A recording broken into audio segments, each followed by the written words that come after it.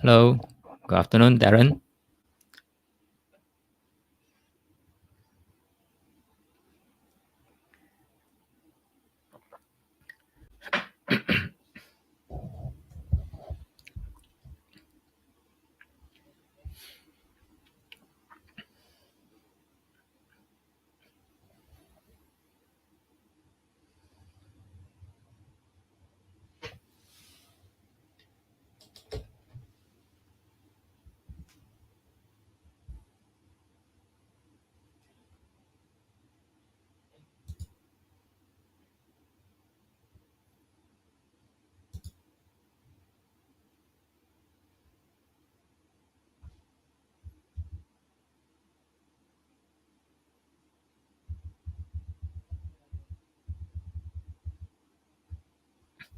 Good afternoon.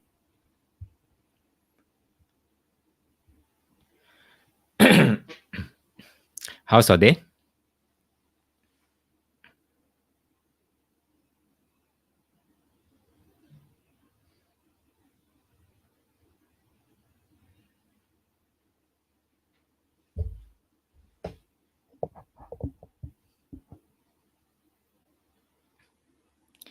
Lazy morning to begin with.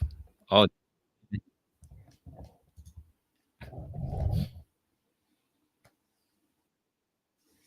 good afternoon, Philip.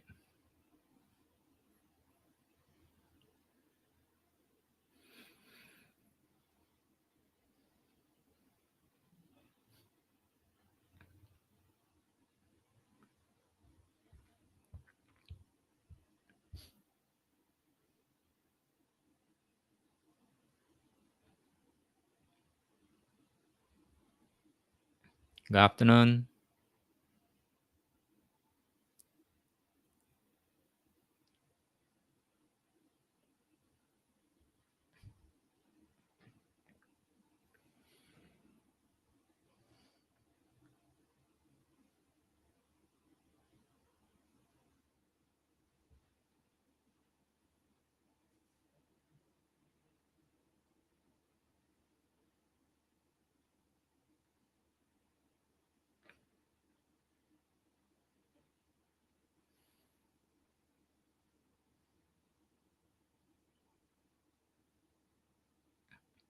So it looks like the tariff war between US and China is on again. That's the latest I heard. Nah?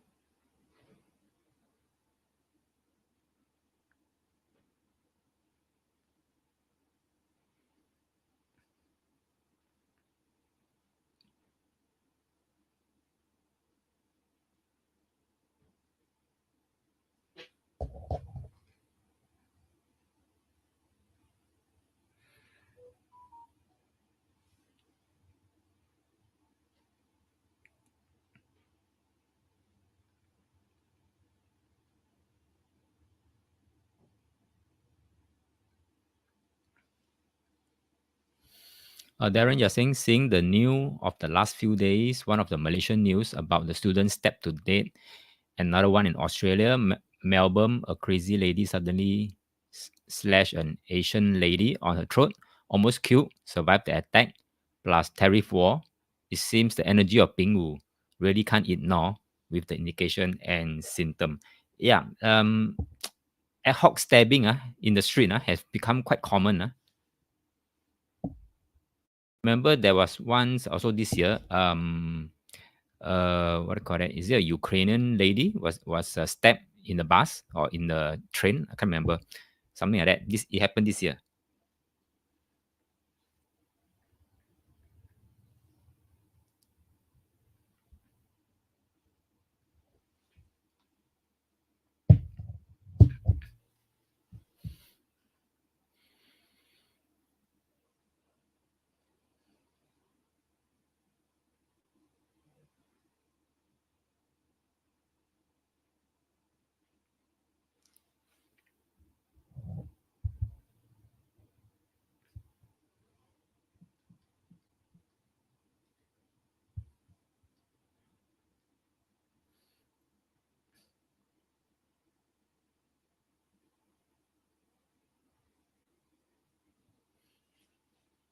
Yeah, that's right. Yeah, I heard that also.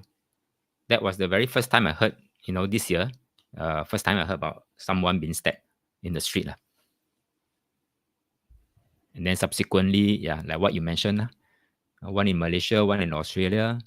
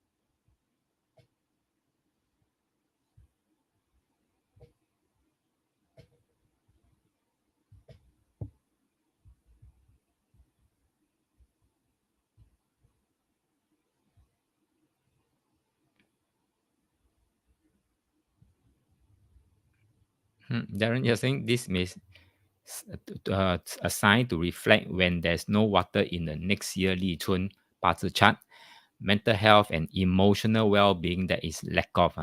Yeah, perhaps. Makes sense. Yep.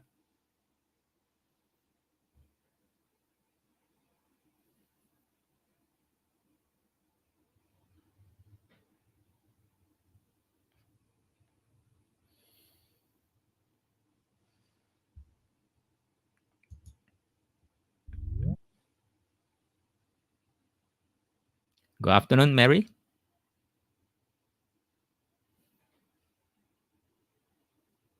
3 more minutes to go. We'll start on time at 2 p.m.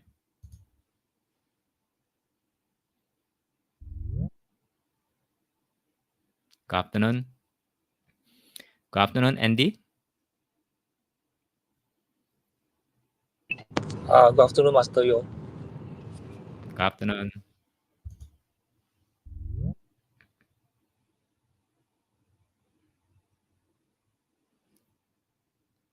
Good afternoon, Pepe.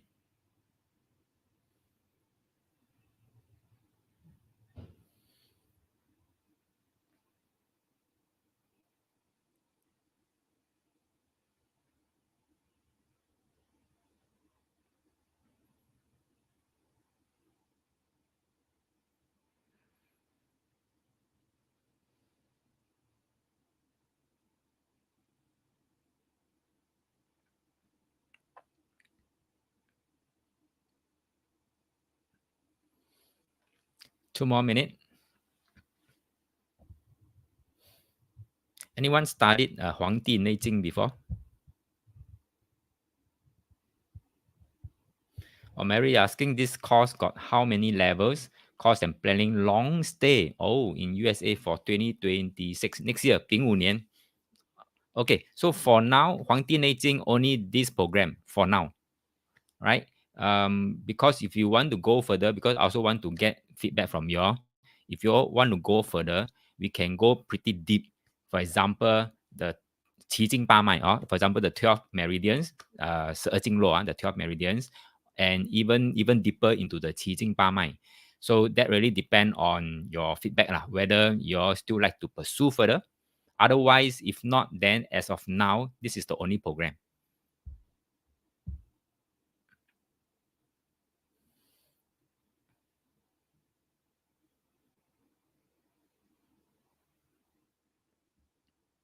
Okay, 1 more minute to go.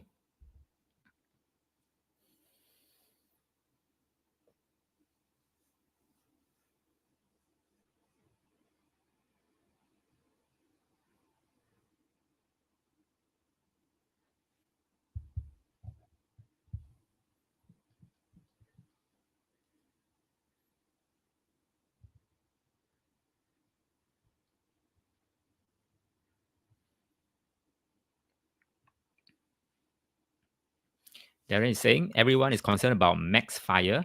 I'm more concerned what after that. That may be the best moment to have. What goes up need to come down. Yeah, that's true. That's true too. Yes, everybody is now. All eyes are on the max fire, like what Darren saying.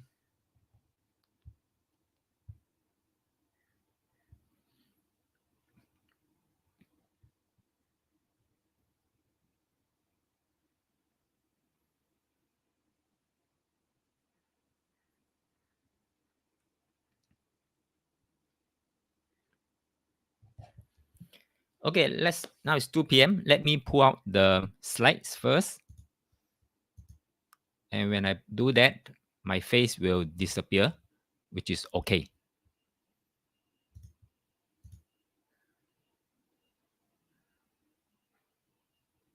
All right. Now, just do a quick sound check. Can you all see the slide and hear me loud and clear? Just these two things. Thank you, Mary. Thank you, Darren. Thank you, Philip. Okay, so let's get started.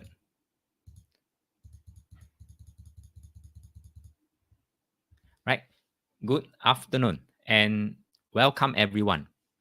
I'm so happy to have you here for this special program called the Huangdi Neijing, the Tao of Healthy Living.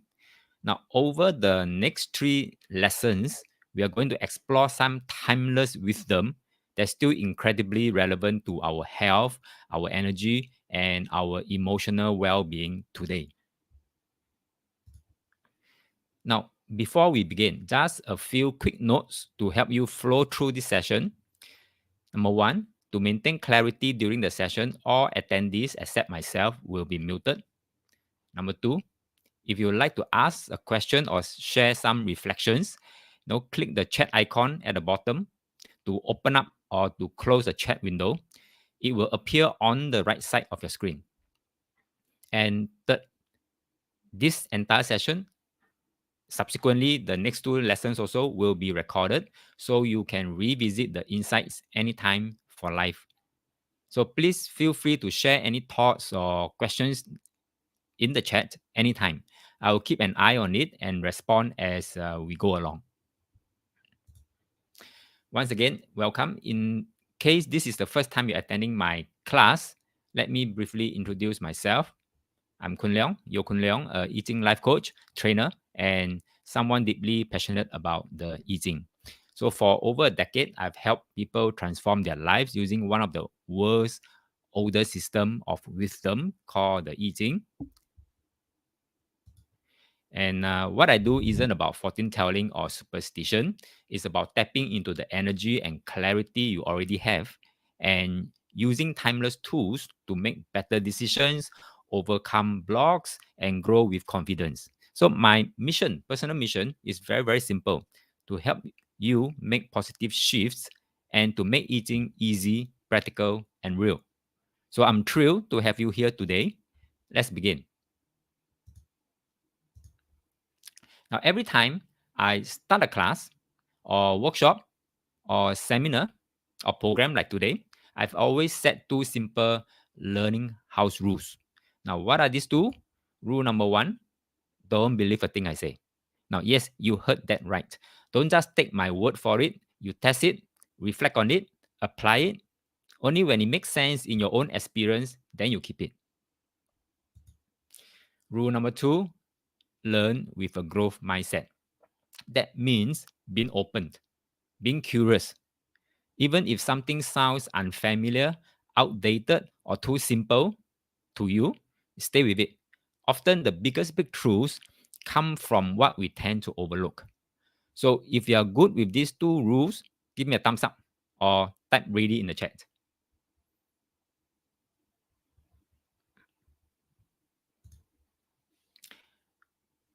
Now, before we dive in, let's take a moment to go over a quick disclaimer. Actually, I have two disclaimers. The information shared in this program is for educational purposes only. It is not intended to diagnose, it's not intended to prescribe, or and also it's not intended to treat any medical condition. If you have a health concern or are pregnant or are nursing, please consult a qualified healthcare professional.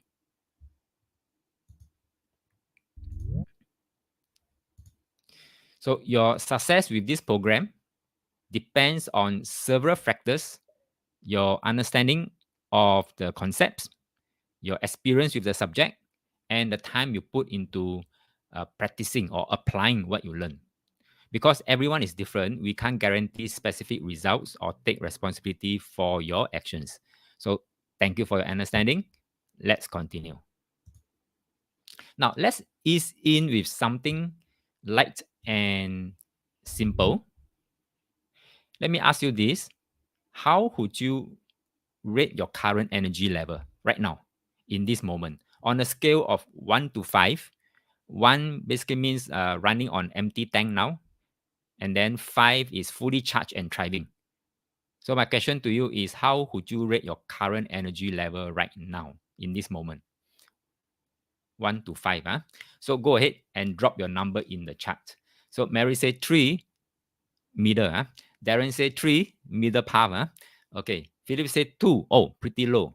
Pepe said 2.5. Also pretty low. Huh? Okay, Pepe said now 3.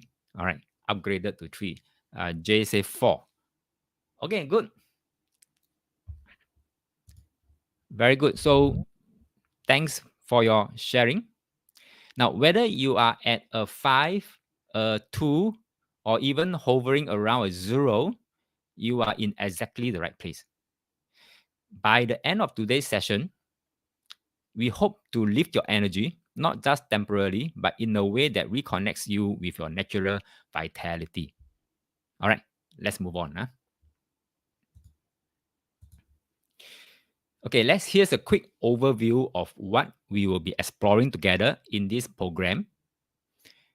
We will move through an ancient wisdom, practical wellness, and energetic alignment step by step. Now, in day one, today, we will be covering 4 modules.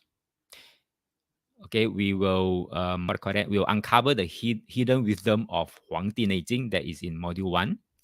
And then we'll move on to module 2 to explore yin and yang and how these two shapes wellness.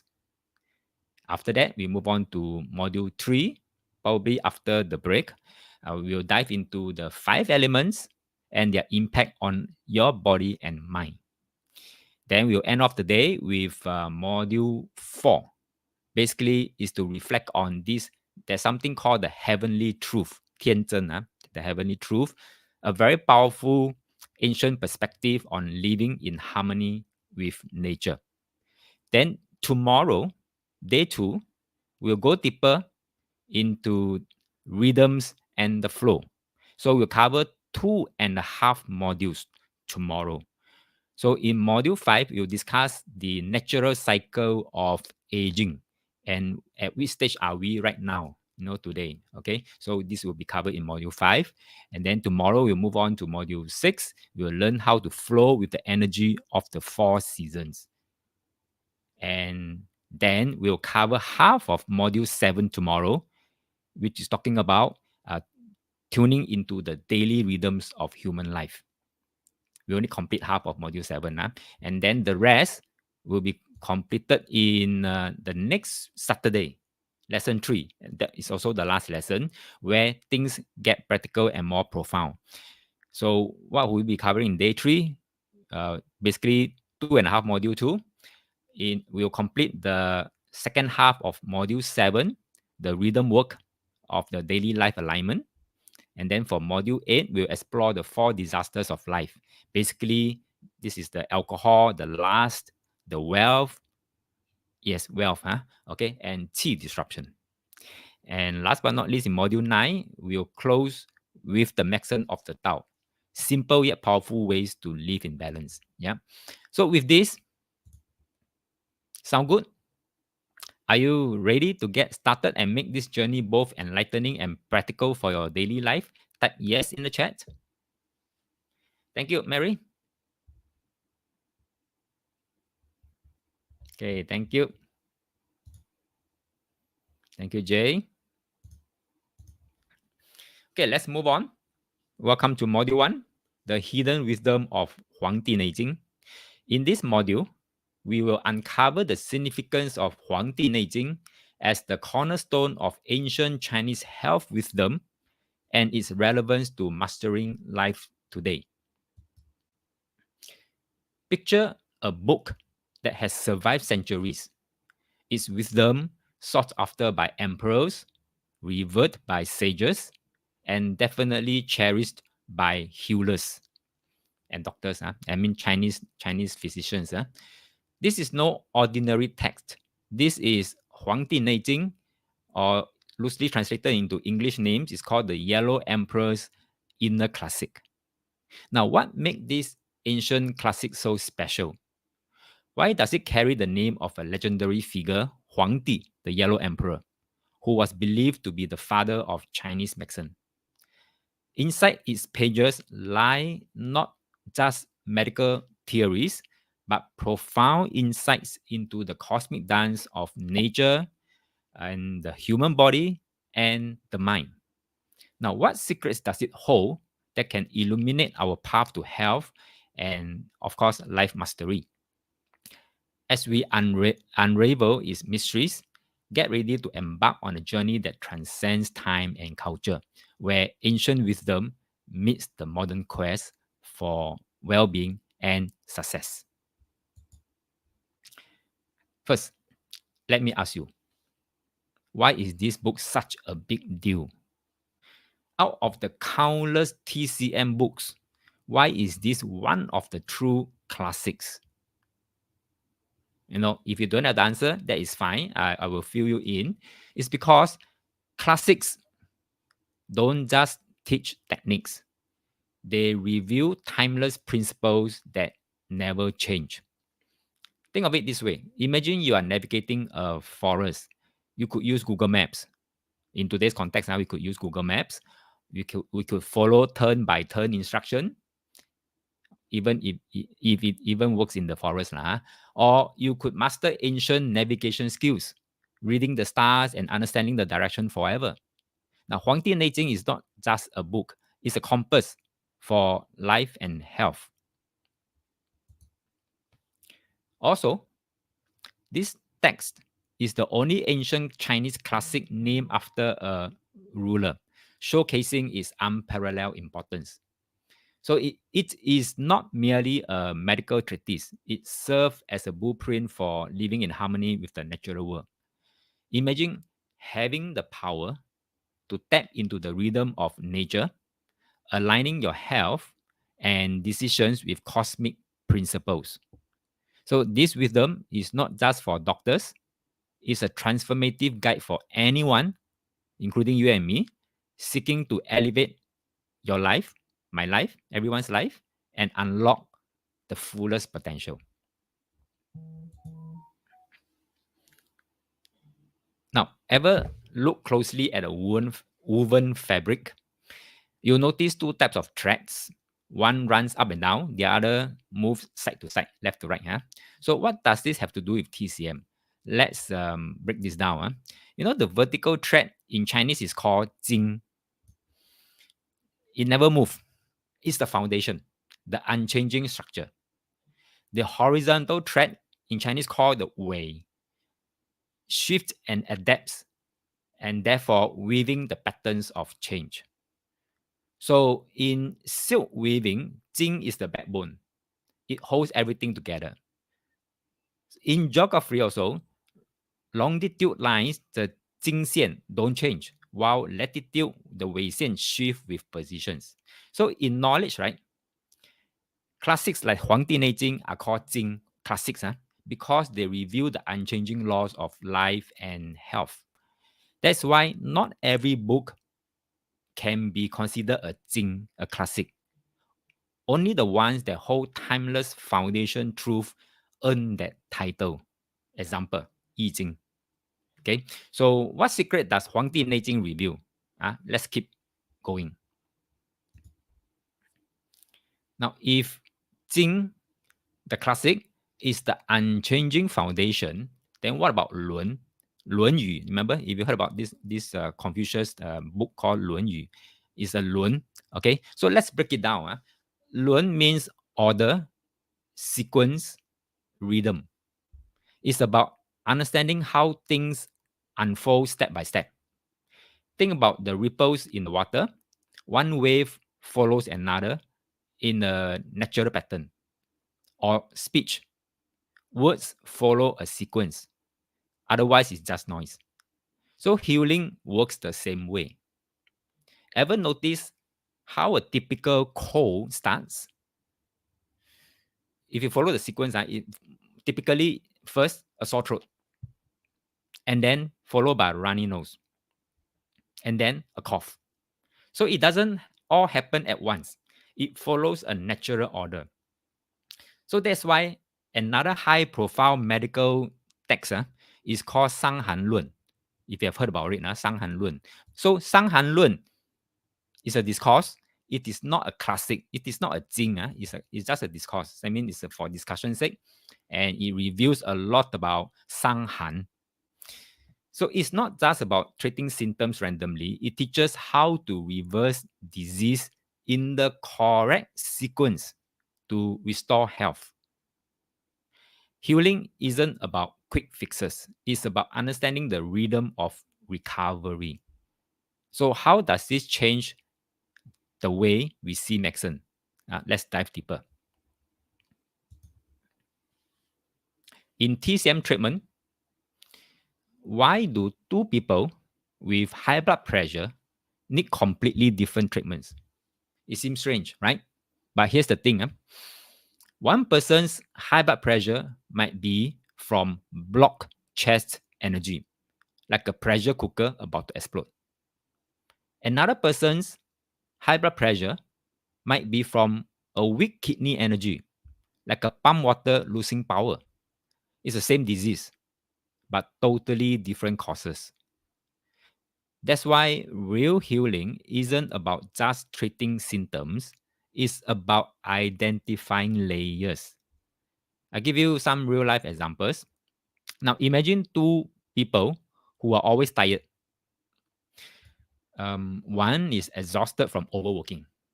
Yeah, workaholic, always work, OT.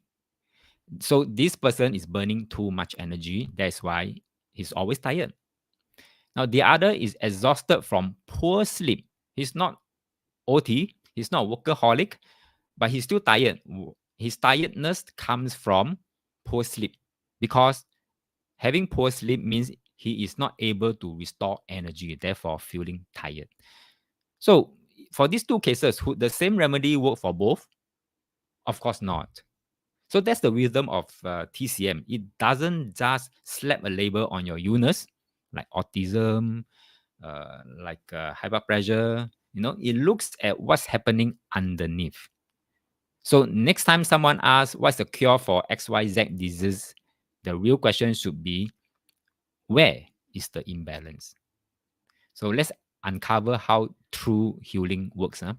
So this, um, let me talk about the term called healer.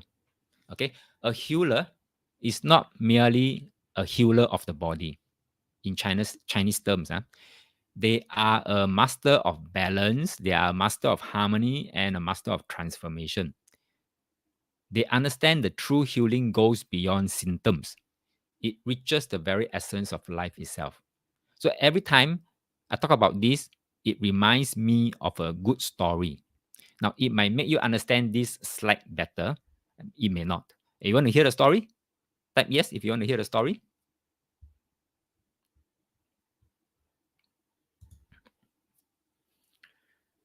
Okay. Thank you, Jay. So this is a story of the three healers. Thank you, Philip. So this is a story of the three healers. There once were three brothers, each a master of healing. Their reputation spread far and wide. So all three brothers were masters in terms of healing capabilities, and they have very good reputation, very high reputation, and their reputation spreads very far and wide. Yet their philosophy of healing were vastly different. So one day, the emperor summoned them to court, seeking to understand who among them was the greatest healer. So the eldest brother stepped forward with quiet confidence. He said, I cure illness before it even begins. So my patients rarely even realize I have healed them. This is the eldest brother. Then the second brother smiled and he spoke. I treat illness the moment it starts. So I detect the smallest imbalances before they grow into real terrible diseases. So that is the second brother. Then the youngest brother stepped forward and said, I only treat illness when it is severe. People only come to me when they are desperate, when the body is failing, when the pain is unbearable, when all other options have been exhausted. So I battle illness at its worst stage. But by then, suffering is inevitable to the patient.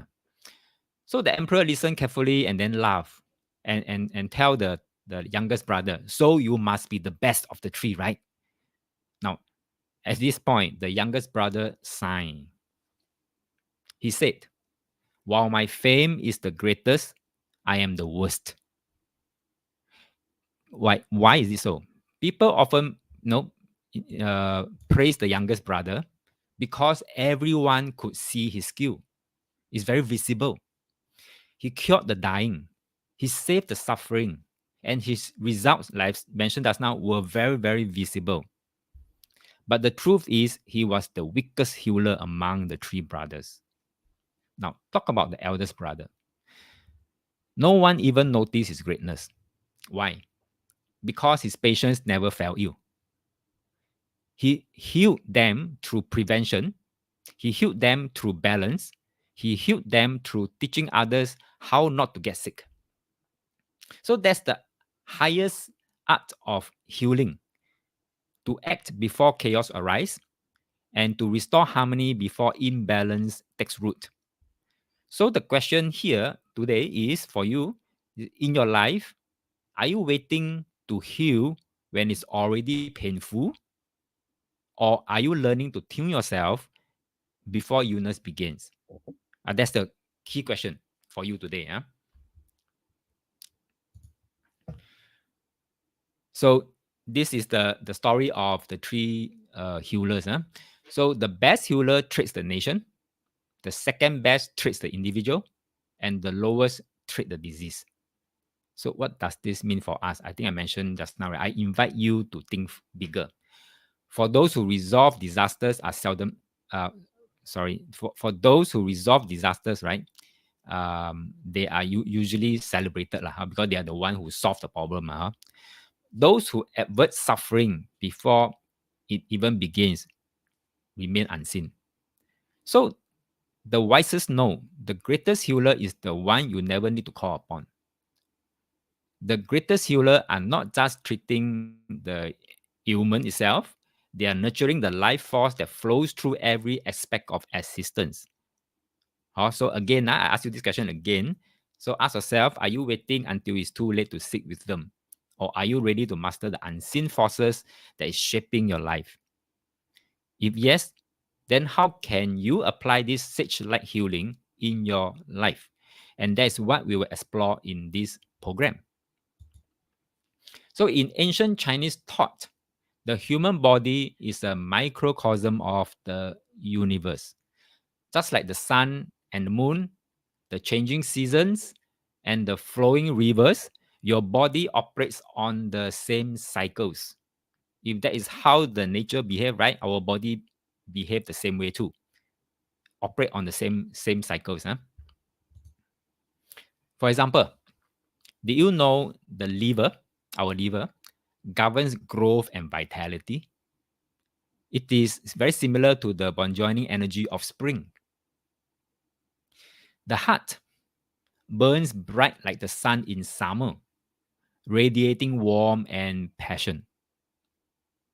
The lungs contracts and expand like the wind of autumn, promoting reflection and release. The kidneys hold deep wisdom, just like the quiet stillness of winter. So this is not just coincidence, it's a powerful reminder that to live well and thrive, you must understand the natural rhythms that governs your body and your mind. And we are talking about the natural rhythms.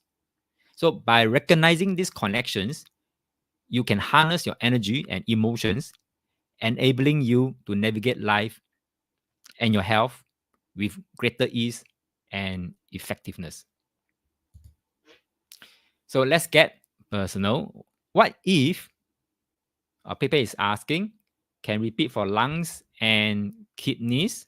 Okay, the lungs, just like I mentioned, contracts and expand like the winds of autumn.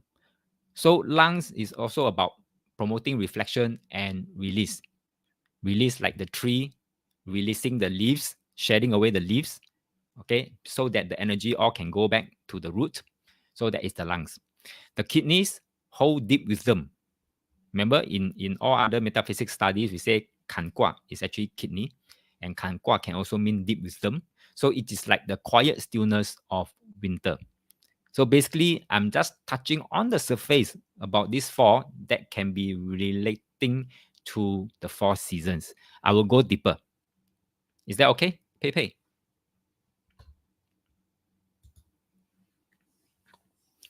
Thank you. Now, what if your leadership, your confidence, and your success are all fundamentally tied to your energy? Eh? Last time nobody tell me this, huh? But I'm now telling you this. Okay. Your leadership, confidence, and success are all fundamentally tied to your energy and your wellness. Ancient wisdom teaches us that our internal energy balances shape every aspect of our life. I'll give you examples. Now, consider these common qualities to describe leadership, to describe confidence, and to describe success. Number one, let me see. Number one, okay, where's my pen? Okay, here. This one, 魄力 in Chinese called 魄力, bonus. It is rooted in the lung energy. So weak lungs, people with weak lungs means typically they might be more hesitant in decision making because lungs energy governs bonus, governs 魄力. Next, vitality. Number two here. Okay. Vitality, or in Chinese called 精神, depends on balancing your heart and kidney energy. And imbalance between this heart and kidney leaves you scattered and unfocused. So when your heart and kidney energy is not strong, you find that you lack that vitality. 没精神, in Chinese called 没精神. That's why there are some people who have insomnia is because of heart kidney disconnection. I'll talk more about that. Okay, next, 胆识, courage. Courage is governed by the gallbladder.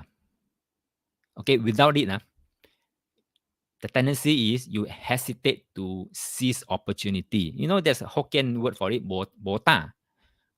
Now you know why, Chinese people say that, hey, you don't have the courage, you bo ta. It's because no gallbladder. Basically, it's making a metaphor out of it. So now we know, that courage is governed by the gallbladder. And last but not least, willpower, 意志, is governed by the spleen and the kidney energies. So if either is weak, your willpower, your perseverance will start to, falters as well. 意志力不强 basically means your spleen and kidney energies. Yeah. So every thought, every action, every emotion is tied to your energy system. That's why understanding Huangdi Neijing is very essential. It's not just about health, it's about unlocking the power that resides within you to shape your destiny.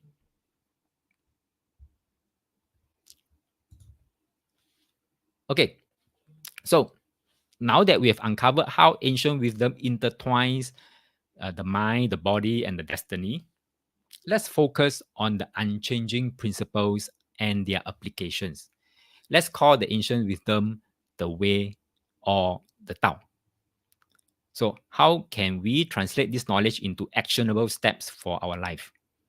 It starts with understanding that mastery is not just about external success, it's about our inner alignment.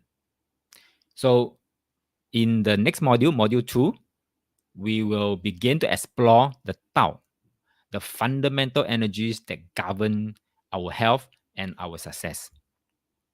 So Jay is asking, so vitality and focus is tied to water and fire.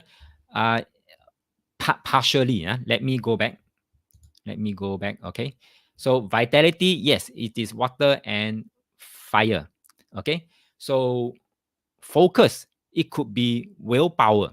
Because if you have willpower, you will stay focused until you achieve what you want to achieve. So willpower, it is spleen and kidney. So it is earth and water. You follow that, Jay?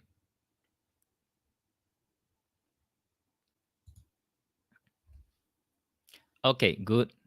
So with this, I will end this module. Module 1 is that's the intro module. That's to tell you that we are in every way tied to nature. So in the next module, you'll learn practical techniques to tune your body and your mind, much like an ancient sage who live in harmony with the universe.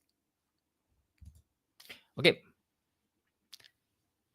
Darren is asking, can we say when we're not intentional, train our focus, our kidney get weaker through time? Yes, it's a two-way traffic thing. I give you an example. Anger is governed by our liver. So if we let's say damage our liver, we might tend to get angry easier than other people. So this is one-way traffic.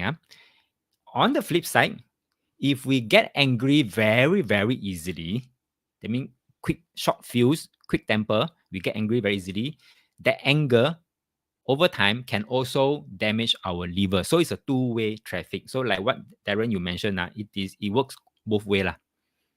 Can? Okay, so welcome to module 2. Let's start with a powerful question. How do we know what the Tao is? Anybody know what the Tao is? According to Huangdi Neijing, it says in Chinese, let me read out the Chinese first. It says, 法于阴阳,和于术数.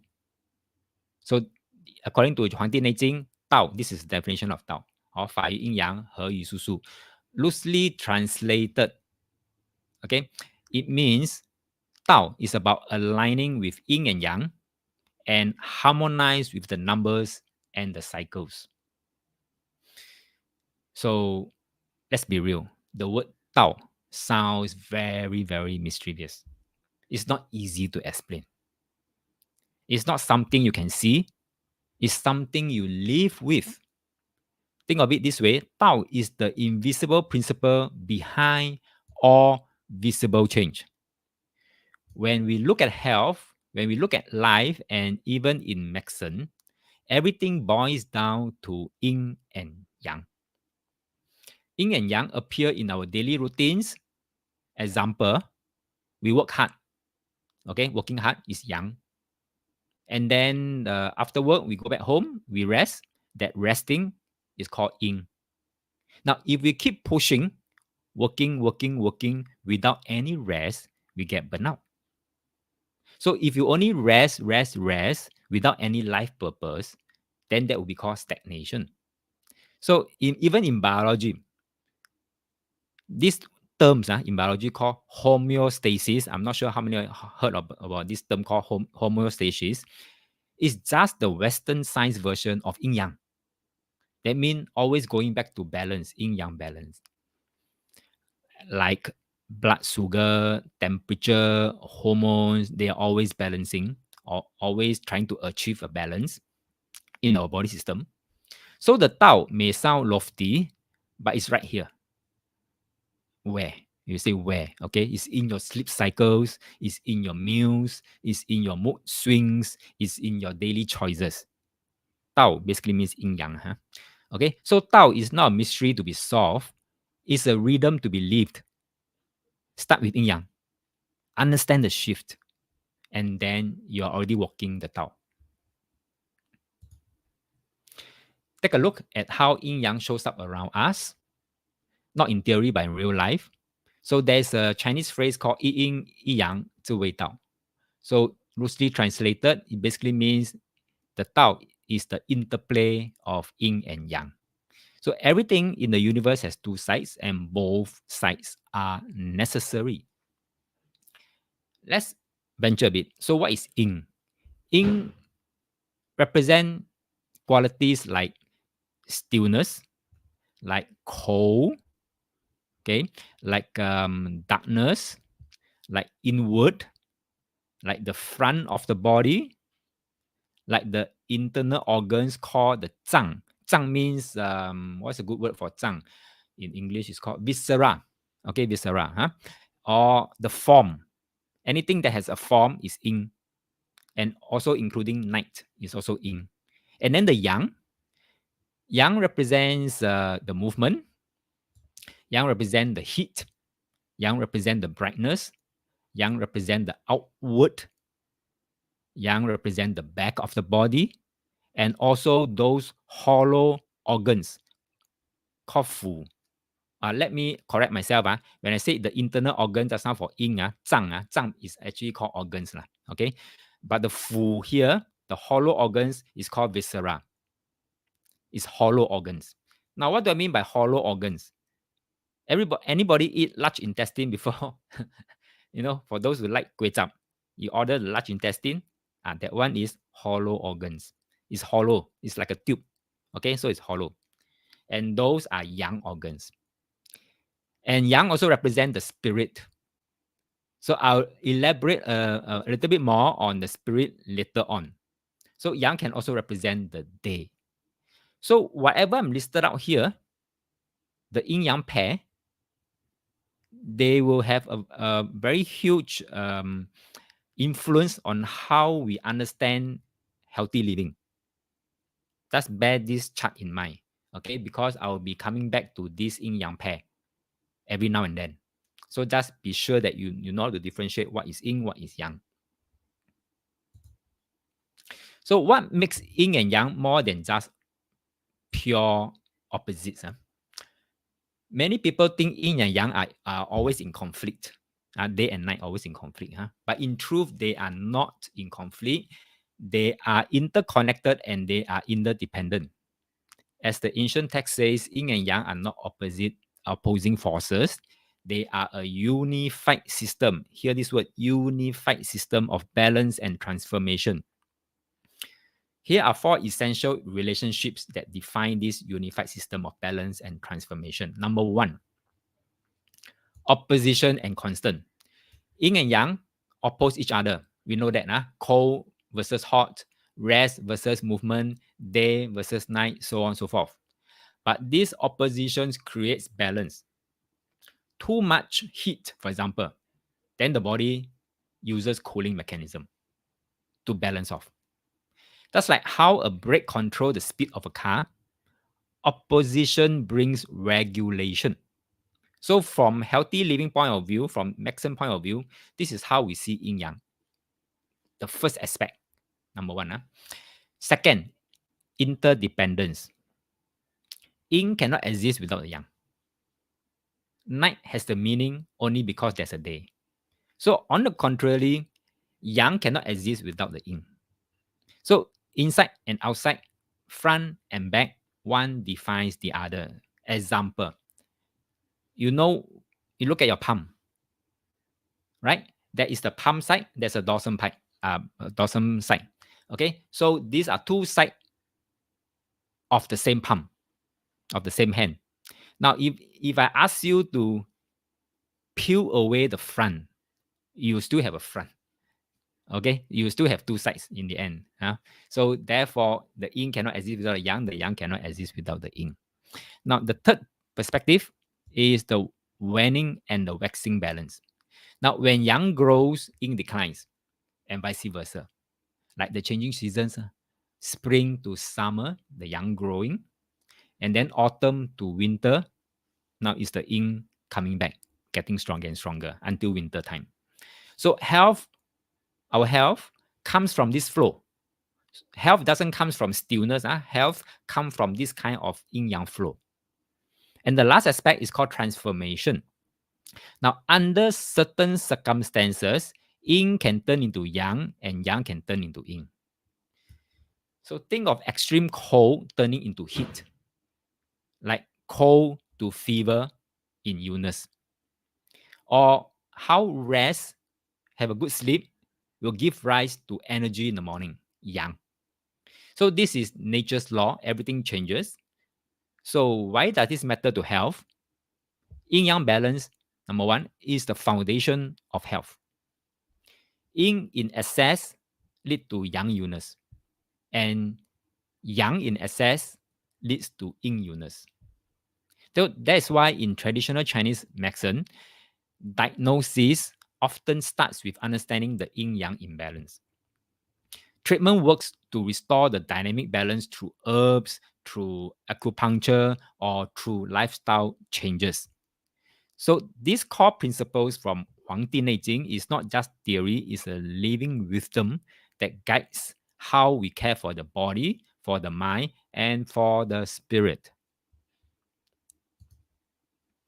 Let's look at the real life example, your phone battery. When it's fully charged, it's full of energy, that's yang. And you use it, the energy depletes, it moves towards yin. But when it's empty, what do? You plug it in to recharge, bringing yin back to the yang. So that's the flow of energy, very natural, cyclical, and binary. So yin and yang are not about good versus bad. They are about balance, they are about flow, they are about interdependence. And this is the secret of life. So when we understand the rhythm of yin and yang, we begin to live in harmony with the Tao. Let's go deeper in understanding yin and yang. Not just as theory, but as something you can observe in your own body. 黄帝内经 says 阴阳自合分，乃是道之所在。So let me loosely translate it in English. What does that mean? It means the joining and separating of yin and yang. That is where the Tao is found. Let me show you a simple way to tell the difference between yin and yang in your body right now. You hold out your hand, you look at your palm, what do you see? Obviously, I'm sure you can see the color of the skin, the lines and the texture, and the number of fingers that you have. Now, all these, I would say, are called yin because they are visible, they are tangible, they have forms, or in Chinese called xing. Remember just now that yin yang chart, I say anything that has a form is yin. Now, where's the yang? See the thing, can you see how strong the hand is? Can you see how much force it can apply? You can't see it, but you can feel it, right? So that invisible power, that strength, and that motion is yang. So yin is the body, yang is the energy running through it. And let's call this yang energy the spirit, sun. Okay, so let's connect in real life. So in sports, a boxer's stance, a boxer's muscle, and the size, all these are called yin. But their punch power, that unseen explosive force, that's yang. And in tech context, your smartphone hardware are all called yin because it's form, tangible. Now the processing speed, the signal strength, that is yang because that is invisible. And that's called the invisible part, the yang part is called the shen. Now in people context, someone may look healthy on the outside, having nice skin, good weight, but if they are tired, if they are foggy, if they have no energy inside, the yang is weak. So don't just treat where you can see. So don't just stare at the yin part. Learn to sense what you don't see. Basically, it's telling you to sense the yang part also. So that is the real Tao, recognizing the invisible within the visible. Let's take a look at this important line from our material. It says, 形与神俱，而镜中享尽天年. What does this mean? It tells us to truly live out your full life, your natural lifespan, you must care for both your body, that means the form, the xing, and your spirit, called the shen. It is not enough to just eat well and then pump some iron and then do some exercise. It's not enough. You also need to nourish your mind and your emotion. So in other words, keep your mood light, your heart open, and your mind peaceful. Here's already one very powerful tip. Because we already know now today from this slide here saying that not only we must care for the visible, we must care for the unseen, the portion too. And the unseen portion usually means the mind and the emotions. And how do you keep your mind and emotions in check? Is to keep your mood light, keep your heart open, keep your mind peaceful. Look around the world. Have you noticed something interesting? People who live the longest are often those who are cheerful, who are easygoing, and laugh often. Even scientific studies have shown people who laugh more tend to live longer. So keep your spirit light. I call it the sun. Keep your sun light. Don't hold on to too many grudges. Let go of unnecessary worries. If you can, laugh often. Be amused. Be curious. Be amused, even at yourself. Because when your body and spirits walk together in harmony, that means the yin and the yang walk together in harmony, that's when you can truly enjoy your full heaven-given years. I mean the lifespan. So before I conclude this module, let me share this article. Recently, this Lancet published a study showing that mental disorders are now significantly affecting youth aged 10 to 14 in Singapore. So these findings should make us pause. In ancient Chinese wisdom, the Huangdi Neijing says, 形与神俱, right? 而镜中享尽天年. When the body and the spirit move together in harmony, one can naturally live out their full lifespan. But when the spirit is disturbed, that means the sun is disturbed, basically meaning the emotion are imbalanced, the mind is restless, the harmony between the xing and the sun, the yin and the yang breaks down. Our young people today are growing up in a world of overstimulation, in a world of over comparison, and also in a world of overpressure. So their son, their spirit, inner spirit, is often exhausted long before their body shows signs of fatigue. So perhaps it's time you stop.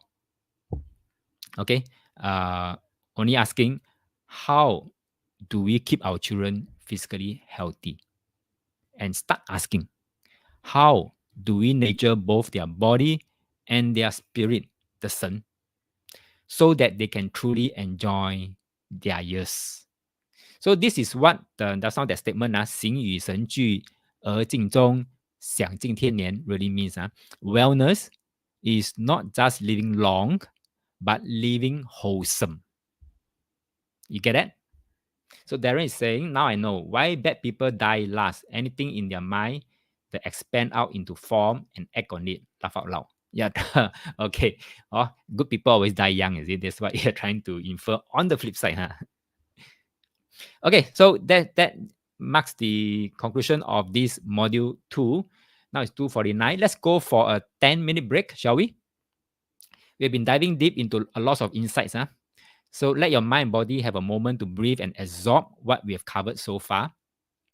As we step away, try not to rush for your phone or scroll through messages. Just take slow breath, feel your body relax, and maybe even notice how your energy is moving right now.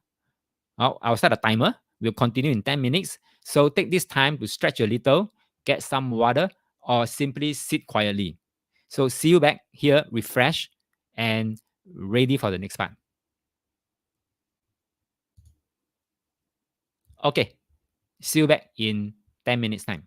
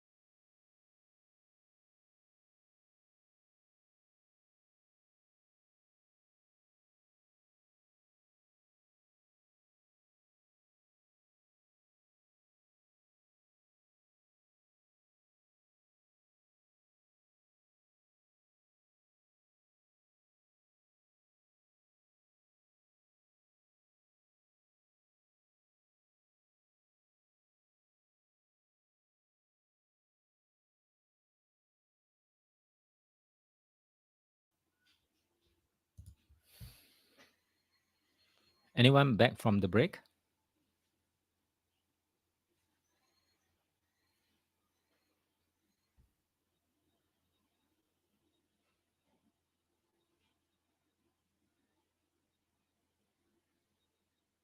Thank you, Darren.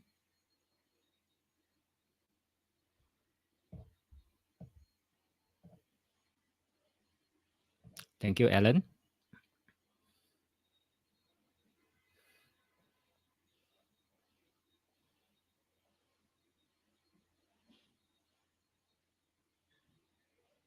Thank you, Mary. Now, if you have any questions, feel free to type in the chat.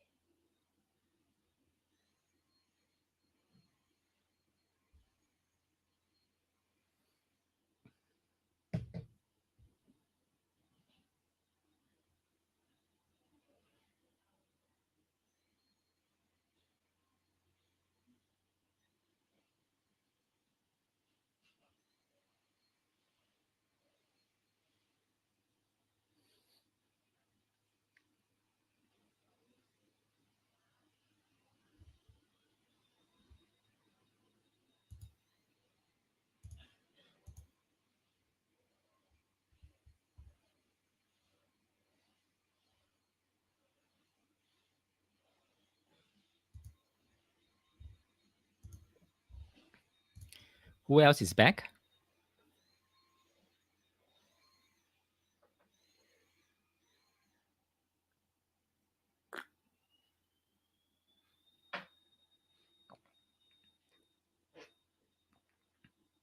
Thank you, Ijie.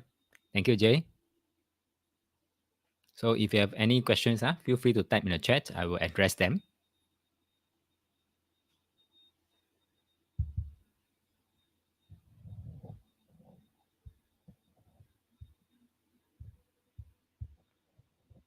Thank you, Andy.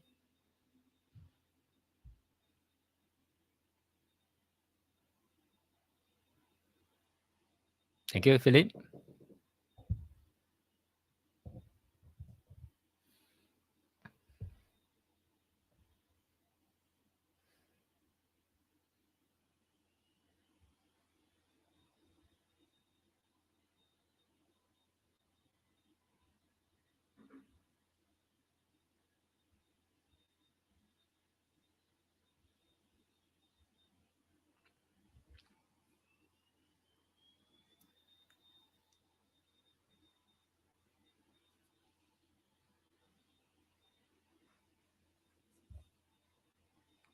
Thank you, Andrew. Alan is asking, maybe I should not relate this to other feng shui concept, or I may be wrong.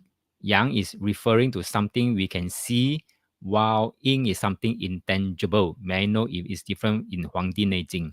And all this while, all this while, whether it's in Huangdi Neijing, I think this is a very good question, because many people have been confused with yin yang and the tangible intangible. So I think this is a good time to make this straight. Whether it's in Huangdi Neijing, whether it's in I Ching Feng Shui, I Ching prediction, and all sort of metaphysics, yang is not about something tangible and wrong. What you're saying here is something that we can see, and yin is something that intangible. Wrong. Okay, yang should be something that is formless. Yin is form. So this has been the universal explanation of yin and yang. Let me repeat. Yang is formless. For example, heaven. Can you see heaven? Because heaven is yang, we can't see, but we know it's there. Right? Yin is earth.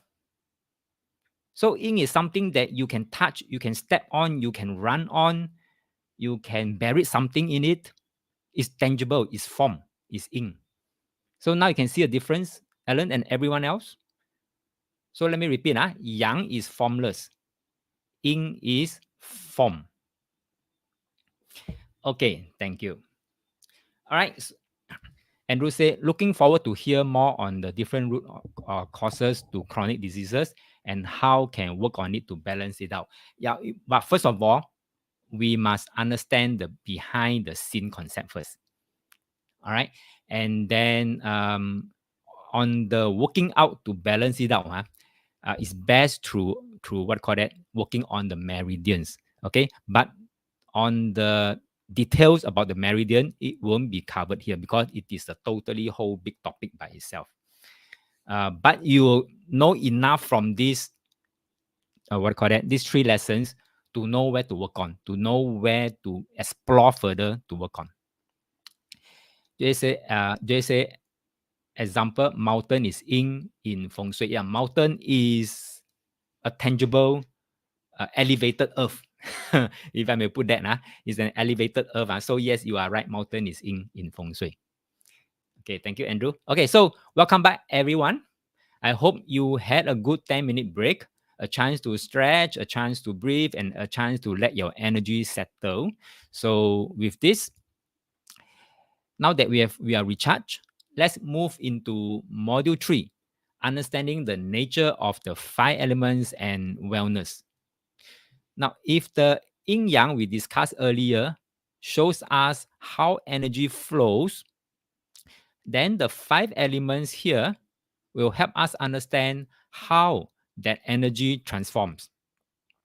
How wood, fire, earth, metal, and water interact to shape our emotions, shape our organs, and shape our overall well being. So, this is where we will start to see patterns. Why certain people thrive in spring but struggle in autumn, or why some emotional imbalance shows up as physical symptoms. So get ready to discover how these 5 elements reveal your body's natural rhythm and how tuning into them can restore balance and to restore vitality. Let's begin. Let's talk about the 4 seasons.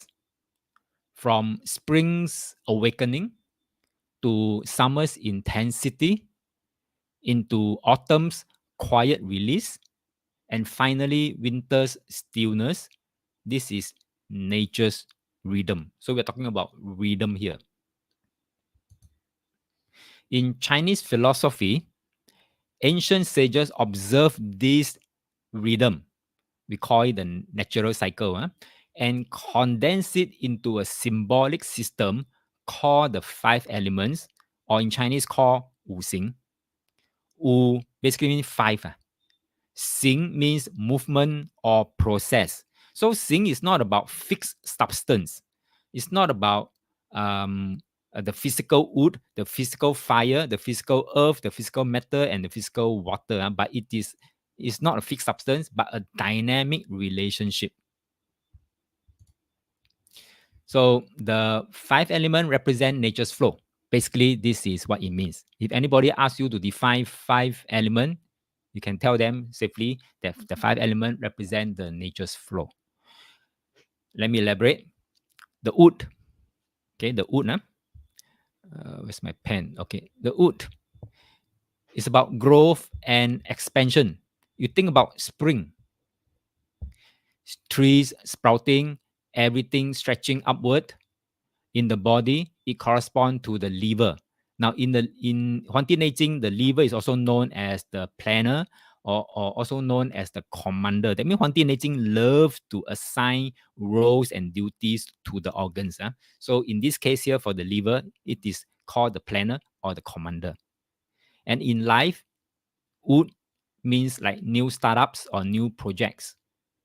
Then come summer. Summer is about the heat and the rising. So this is summer. Fire is summer. Warm, energetic, expressive, and it's related to the heart and to the connection and the joy. And then we have the metal here. Metal is about contraction and release. So it ties to autumn. So autumn, in autumn, things dry out, leaves start to fall, nature start to withdraw, and it's associated with the lungs and letting go. When you say letting go, basically means our large intestines, letting go of everything into the toilet bowl. Okay, so next is the water, stillness and storage. So it's tied to winter. Winter is about cold, it's about slow, it's about inward. So it's related to kidney, it's related to fear, it's related to deep reserves. And then last but not least is the centerpiece here, the earth. Earth is about nourishing and centraling. So it is the transition between seasons, especially late summer. It's related to the spleen, related to digestion, and related to stability. So you'll notice in real life, if your earth organs is damaged, you know, the health can deteriorate very, very, very fast. Why? Because earth is the team player that holds everything together. That's like a mother in the family. It holds every family members together. So when we observe the seasons, our emotions and even trends, we are witnessing the five elements at play. So they are not abstract. They live through us. They live around us. They basically means the five elements, and they live in every cycle, every aspect of life. That's the five element. Think about organs. Let's explore the yin and yang in our internal organs. Our body is a small universe. So every organ reflects a dynamic energy relationship. Now, the organs are divided into two categories, the yin organs and the yang organs. Now, yin organs, called the zang, in Chinese called the zang, okay, zang organs, they are the solid organs that store vital substances. That means yin organs are used for storing of certain vital substances, like blood. Okay. Fu, the yang organs called fu in Chinese, they are the hollow organs that, because of this hollowness, that's why it's used for transforming and transporting substances like food, like waste. So know the difference is important, because when we just now we talk about, when we want to understand where is the imbalance, we must use yin yang to go and evaluate where's the imbalance. So knowing where are the yin organs, knowing where are the yang organs will help you evaluate the imbalances, where do they occur. Okay, so each zang organ, when I say zang, basically means the yin organs must be paired with a fu organ, means the yang organ. So it's always a yin yang pair. Why we need that? It is to have a yin yang to maintain balance. So let me repeat again. These are the five yin organs. I think you can see from this chart here. So you look at every element, for example, fire, the left side, okay, this one, this, for example, for the fire, heart is the yin organ. Let me clear the yin. So heart is the yin organ. The spleen is the yin organ. The lung is the yin organ. Kidney, yin organ. Liver, yin organ. So these five are the yin organ, each one representing a five element. Heart is the fire, spleen is the earth, lungs is the metal, kidney is the water, liver is the wood. And these five are matched with five fu organ, meaning the yang organ. And what are the yang organ pairing with each of the five elements? For fire, the yang organ is called the small intestine. The yang organ for earth is stomach. The yang organ for metal is large intestine. The yang organ for bladder, for water, sorry, is bladder. And the yang organ for wood is gallbladder. So in every element, right, for example, earth, spleen and stomach is a yin yang pair. For metal, lung and large intestine is a yin-yang pair. For water, kidney and bladder is a yin-yang pair. For wood, liver and gallbladder is a yin-yang pair. So you can call them husband and wife lah. And they cannot be separated. Okay, that's why I mentioned yin and yang, they are interdependent and they cannot exist without the other. So then again, in Chinese, if anyone of you have noticed, people always say 五脏六腑.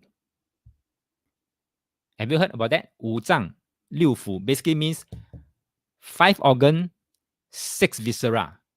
Hey, did I miss out something? Because I only mentioned about 5 organs and 5 viscera. But Chinese always saying 5 organs, 6 viscera. So where is the number 6 viscera? Okay, I will explain later. So Darren is saying, can we say, due to modern society, we have many food, we have many information, etc., that we store a lot at the ink. However, we didn't really transform and transport articulate well. That leads us our overall wellness in life. Good thinking, good line of thought. Now, then we have to ask ourselves, which specific organ is particularly very good at, in Chinese called 举一反三. That means conversion. Conversion, whatever raw substance, which organ is able to convert it into useful substance that our body needs. Do anybody know which organ is especially good at doing conversion? Thank you, Darren. Spleen. So, not liver, Pepe, thank you. Philip says spleen. Very good. So, spleen. So, for those who study, 读时书, I mean, only know how to read, study, memorize, but cannot apply one. That means this person cannot do conversion, right? I study 1 plus 1, but when it comes to a math problem sum, I don't know how to apply 1 plus 1. So this is called conversion, poor conversion. Then that boy probably will need to have his spleen checked.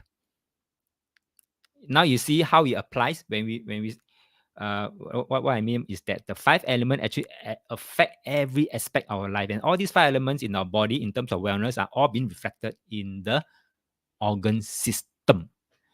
Note that I use the word system, organ system. Okay, for example, spleen system, liver system, large intestine system. Now it is different from the physical liver organ, physical heart organ, physical spleen organ is different because the physical heart organ is just a portion or part of the heart system. Remember that. Okay, so separate the physical organ versus the system. Okay, because organ is just a subset of the system. Now, where was I? So Darren said, therefore, the yang may be another focus point. True. So just bear this in mind. Just follow me. Just follow me. I will lead you all deeper and deeper into all those things that we ought to know to live well. Yeah. Okay. So that's now we talk about the 五脏六腑, 5 organs, 6 viscera. So where's the number 6 viscera? That is the number 6 one. It's called the triple burner. Chinese called 三焦. It has no anatomical structure. That means there's no physical organ that called triple burner. But energetically, it governs the flow and transformation of qi and fluid across the upper, the middle, and the lower body. Basically, it is like a communication network that flow through all these 5 organ, 5 viscera, so that it's like a what do you call that? A communication channel, like hormones like that. Okay, hormonal system that connect all the organs and viscera so that everybody know everybody's role, what they are playing, and what messages they are sending, and what information they have to receive to get the body up and running. Okay, so Sanjiao is the official in charge of irrigation. It controls the movement of all water in the body. So there are actually 3 layers of jiao. One is called the upper burner, middle burner, and the lower burner. So that one, next time, okay, next time, if you are really interested to go deep into the 12 meridians, 经络, then let me know. Then I will prepare a separate program to talk solely on every of the 12 meridians. And that's where when we come to this 三焦经, we can go deep into 上焦, 中焦, 下焦. Because 三焦 is very important also, yeah. So therefore, the yang organs are about movement, activity, and outward function. They don't store. They cannot store. The moment yang organs store, is imbalance already. You just take your large intestine as example. It's hollow. It allows movement, but it cannot store. Can you imagine what do you store in the large intestine? And what happens if you have many days of storage there? What happened to your body? Okay, so just be mindful, because I use large intestine as example because we can relate very well. Okay, so remember, yang organs are hollow. They are supposed to transport. So they should not store. They only process, they release. Yin organs are deeper, more internal, more still. So they store. What do they store? They store blood, essential substances, like blood, like essences, jing. Okay, and they store qi. They store spirit, the sun, and are more affected by emotional imbalance. So therefore, if you have emotion spikes like anger, it will hit the yin organ faster than the yang viscera. So understand this pairing help us grasp how the body stays in harmony. So when the example liver is yin, liver is overactive, then the husband and wife organs, the gallbladder, may become rebellious, leading to stress, leading to bowel issues, or leading to decision paralysis. Why we say that bota, right? Bota means you don't have the guts to make decisions, decision paralysis. So what do I say that? Is because in the wood energy, right? Liver and gallbladder, is a husband and wife pair.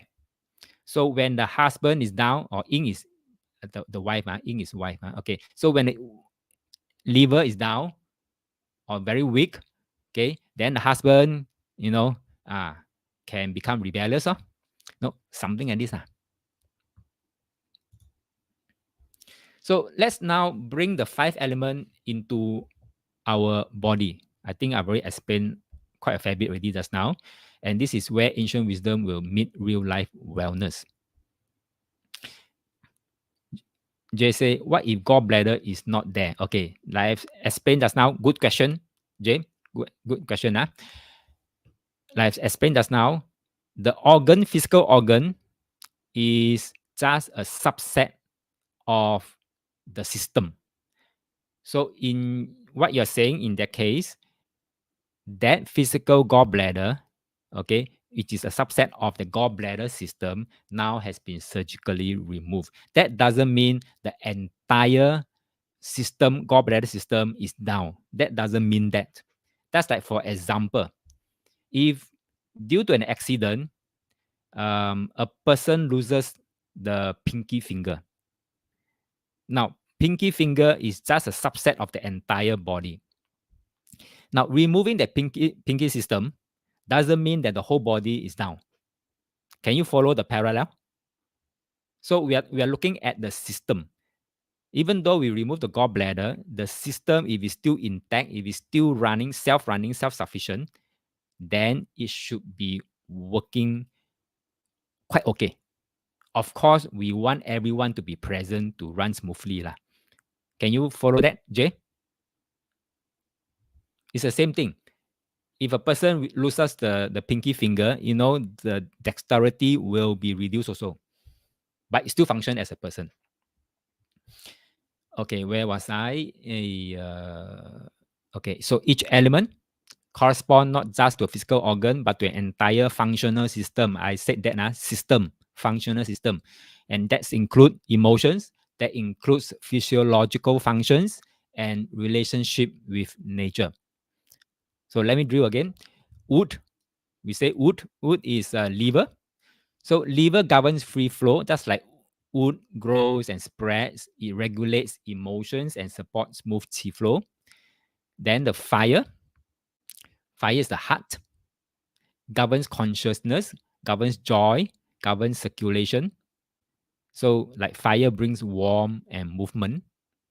And then the earth, which is in the middle, it is a spleen. So spleens govern digestions and nourishment, grounding us like the earth supports all life. Then come the metal, the lung. The lung governs breath, boundaries, and letting go. So metal is refining and then releasing and then cutting. Water is a kidney. Kidney governs storage, growth, and fear. So water is deep, storing potential and life force. So kidney, very, very important because it stores life force. So note, again, let me repeat this again. Note, these are TCM functional systems, not strictly the anatomical, physical organ.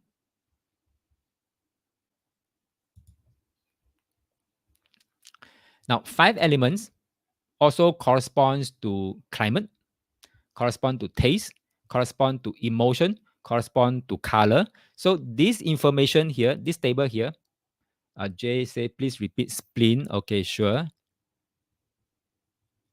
Now, spleen, earth, it governs digestion, it governs nourishment. Why? Because in Chinese, 脾通血, I mean, basically means it produce water and it distribute. Not wrong. My apologies. Spleen produce blood. Okay, and then it can distribute the blood throughout and under our muscles and the flesh. Okay, so that's why spleen can also represent flesh and the muscles. And it governs digestion and nourishment, grounding us like earth, supporting all life. Is that okay, Jay?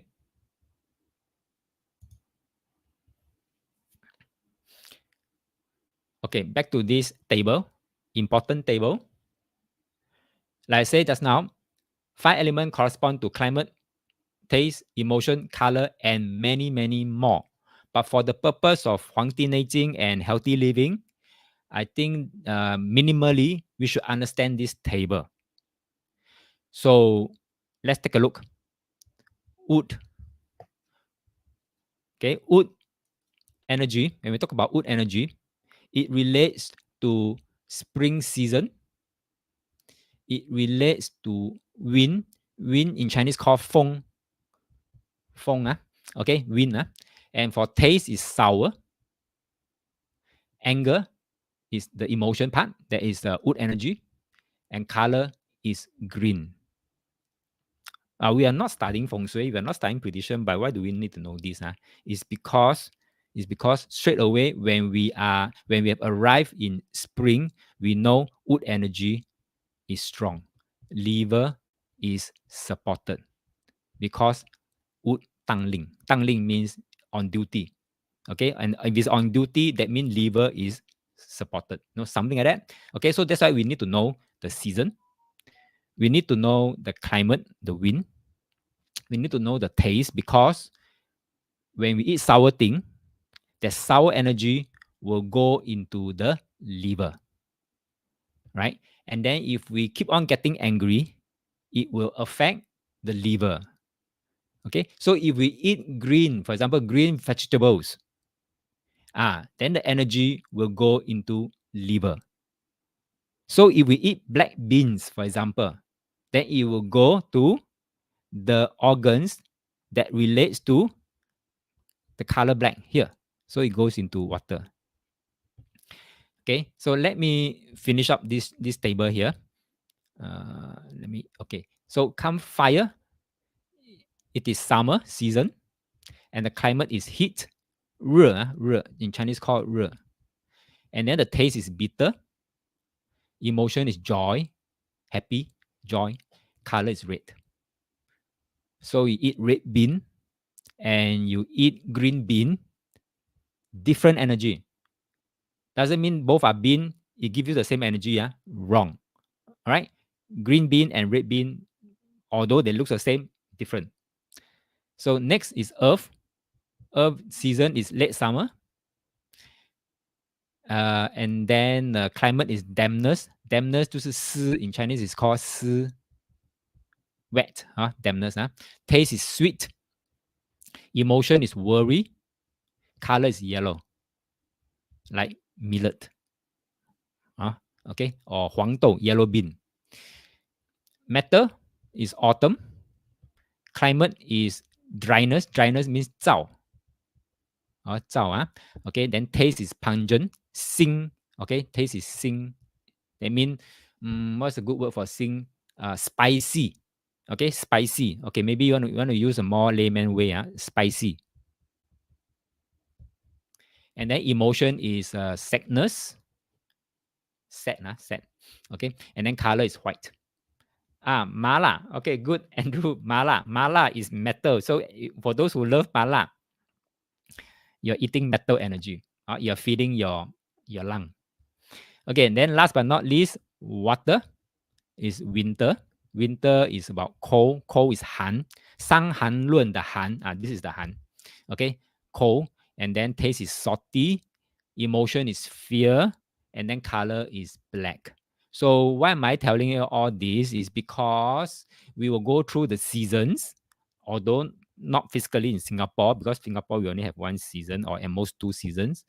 But no doubt that we will still go through the energetic seasons of the year.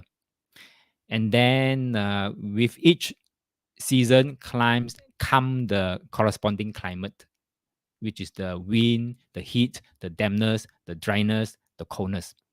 And then based on the food that we eat, sour, bitter, sweet, spicy, salty. And then the emotion. Most of us love this emotion. Okay, so we'll feel anger, we feel joy, we feel worry, we feel sadness, we feel fear. And how are all these emotions affecting our wellness? We need to know that for the purpose of healthy living. Okay, and then the color. Color basically means, when you eat red beans and green beans and yellow beans, what is the difference, or are they the same? So today on these slides here, now you know they are different. Okay. Pepe say pungent Chinese is what? Xing. You know the 快熟面, the Xing 快熟面. You bought that brand before? Xing 快熟面. Okay. So, example. Now in spring. Okay, before that, Jay said soy sauce and tea will be cold winter. Okay, tea will depend. Usually what people do is tea, they will try to drink the seasonal tea. That means whatever leaves that has been harvested, for example, well in autumn, then in come autumn they will drink that kind of tea. That means seasonal food lah. Eating seasonal food. Soy sauce is different. Soy sauce is a bit like a fermented, but depending on the taste. Now, how does the soy sauce taste like? What's the taste of the soy sauce? Salty. So if you eat too much soy sauce, or your food comes with a lot of soy sauce, okay, or any food or fish slice or whatever, you need to dip into the soy sauce, salty. And too much of the salty is going to hurt the kidney, because kidney is water. And your kidney water is weak. What happened to your fire? We need water to restrain the fire. That one I'll talk about that later on when we go deeper into this 5 elements. But for now, since we're talking about salty and the soy sauce, okay. So when the water is weak, there's nothing left to restrain the fire. And when the fire is not being restrained, you become rebellious. Now think about it. If the fire means the heart become rebellious, what might happen?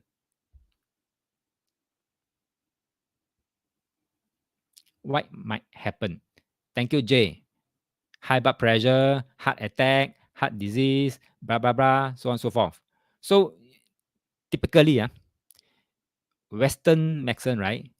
They say, oh, you have heart attack, you have heart disease, you have high blood pressure, heart problem. It's heart problem, definitely heart problem. Okay, but now that we learn this five element, is the real cause really heart per se? Not really. Really, we need to go and find the cause. If the cause is telling us that because that person loves soy sauce so much that every meal is like pouring soy sauce or soup like that into your rice or to your meats and things like that, and therefore too much saltiness in your diet, therefore it's going to hurt the kidney. And because of the weak kidney, the water is low, therefore there's nothing much left to restrain the fire. So that therefore the fire has gone root. So that is the wisdom of ancient Chinese medicine. Okay, Pepe say overheatiness. Maybe. Yeah, okay, maybe, yeah, overheatiness. So example, I'll give you an example. In spring we know is wood, right? Eating sour food like lemon, can stimulate the liver and promote detoxification. Now, when I say when at this point here, when I say in spring, wood eating sour food like lemon can stimulate your liver and promote detoxification, that doesn't mean that you go and indulge in lemon or sour foods until it become excessive. In Chinese wellness, it's always about moderations. But it's just telling you in spring, in wood, it is a better time to eat sour food because sour is wood energy, and therefore moderate use of sour food can stimulate the liver, support the liver, and the liver will have to can better do the job of detoxification. This is what it means. So the five elements teach us that our body is a reflection of nature. By observing seasons, by observing our emotions and our taste, we can tune in and rebalance ourselves naturally. And that's the true meaning of healing from within. We will talk about how to align with the energy of the four seasons in a subsequent module. EGSA, but Singapore only summer and autumn lah. That there's a phrase, I can't remember what's the phrase. 一雨变成秋. Have you heard about that? One rain become autumn. Loosely translated, pardon my translation. So in Singapore, we have summer and autumn, basically. But despite that, we still live through the four energetic seasons. 寅卯辰满 spring. 四五未满 summer. Okay? 申酉戌满 autumn. 亥子丑满 winter. So we will still live through the energetic seasons of the year. So remember that. Even though we don't physically experience the change in the season. So Jay is asking, so we can eat according to this chart. Example, increase pungent food, spicy food in autumn. Yes, but remember, moderation. Moderation. We will need a fair mix, but then comes autumn, you can increase the amount of spicy food in autumn. Yes, then you are correct, but in moderation. Yes, balance is important. Thank you very much.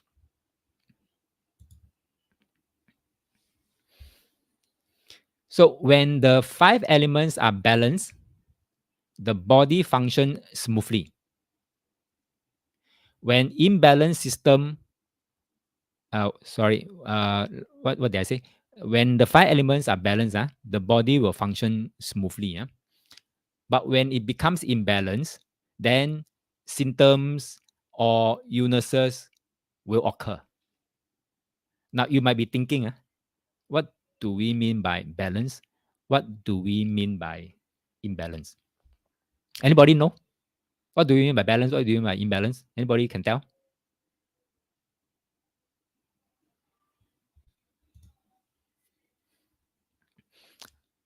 It's okay if no one knows. Just say too much of anything is imbalance. That's right. Too much of anything is imbalance. Huh? So Darren's asking, can we say when we in spring month with the high energy, the lungs become active and got problem? Instead, just use the lung only. We may need to consider if matter able to control. Correct to say that. Yes. Now, see, you are you're somewhere there, Darren. So in spring, wood energy, our liver is supported because liver is wood. So if liver is supported, means liver suddenly become more active, right? And therefore, when become more active, right, and the metal energy that we need to restrain the lung so that it won't go rebellious, we have to work a bit harder. Okay, we have to work a bit harder. Now, if let's say the lung is already sick and cannot do the work, the liver may turn around and act on the lung to make the lung even worse. It means suffer more. Okay, so therefore, sometimes in the springtime, lung, you may have lung problem. Okay, I mean metal problem, metal related problem. Okay, Pepe say asking also had to tell what is balance and imbalance. Yes, I'll be telling you using the 5 element how to know what is balance, what is imbalance, because it's important for every one of us in this room to know what is normal, right? So when we say normal, mean this is how things should be. And then when things are not like what it should be, then this is called imbalance. Simple, simple concept to remember. So we need to know what is normal. And when it's normal, it's called balance. And anything that looks abnormal already, that's imbalance. I'll explain more. Don't worry. Okay. So now that we have explored the nature of each element, let's look at how they interact. Because in the real world, we know nothing exists in isolation. So the 5 elements work together like an ecosystem. Now, when the 5 element ecosystem is balanced, I use the word balance again, the body functions smoothly. So when imbalance system and illness show up, so I already mentioned that. So for that, we need to understand the ecosystem.